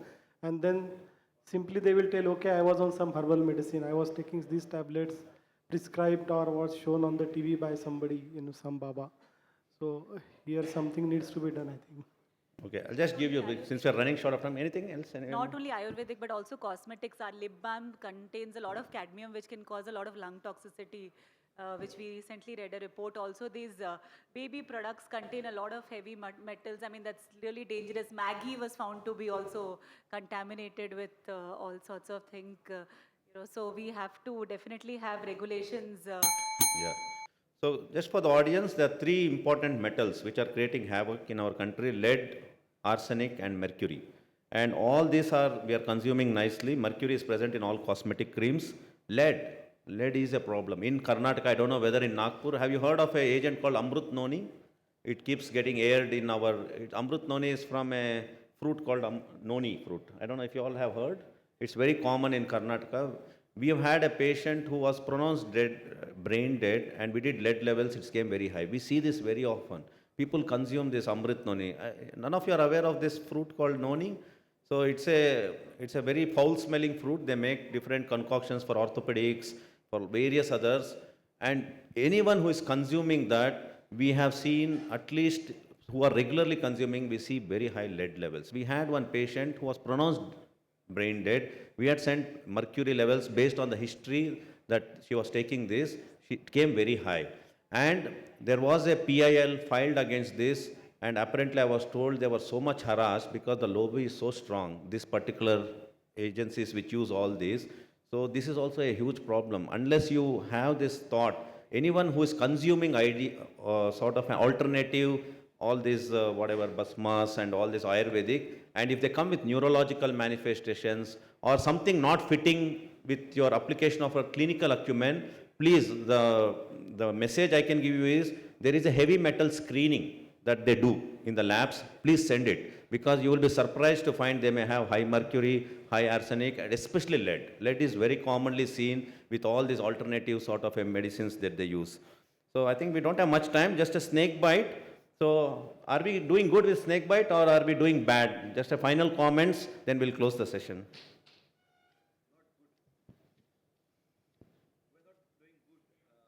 I think your mic is off, I think. Now it's high time that we should make snake bite as an occupational disease, because a lot of poor people are getting snake bite, particularly farmers. And then polyvalent anti-snake venom is a problem in India. Now we should, as we are in developing stage of country, we should have a monovalent vaccine available. Yeah, good thoughts. Any quick comments? So of course, as he said, we're not doing good, but the variation, because being a heterogeneous country, we have different kind of snakes available in different states, and there's a very good map available on the Google as well. If you all Google it, which will tell you which area-wise which snakes are common. And as he very clearly cited out, the snakes what we face in today's era, those have also evolved, and not all ASP covers it. So of course, I mean that needs to be regularized, and we need to know where we are practicing it, how it happens, and of course. It's a neglected one in terms of the occupational disease, because we don't have enough security coverage and the gadgets to be protected. Yeah, I put these three questions because I think as a society, as custodians of intensive care in India, I think we have a role to play in all these three. India is not doing good in snake bites, because 50% of global deaths due to snake bite is happening from India. 50% of global deaths are happening from India. And the polyvalent serum, which we all use, which come from 1960, sort of a recipe, and it's only from Tamil Nadu snakes. So, which means we may be lagging behind with the potency and effectiveness of this.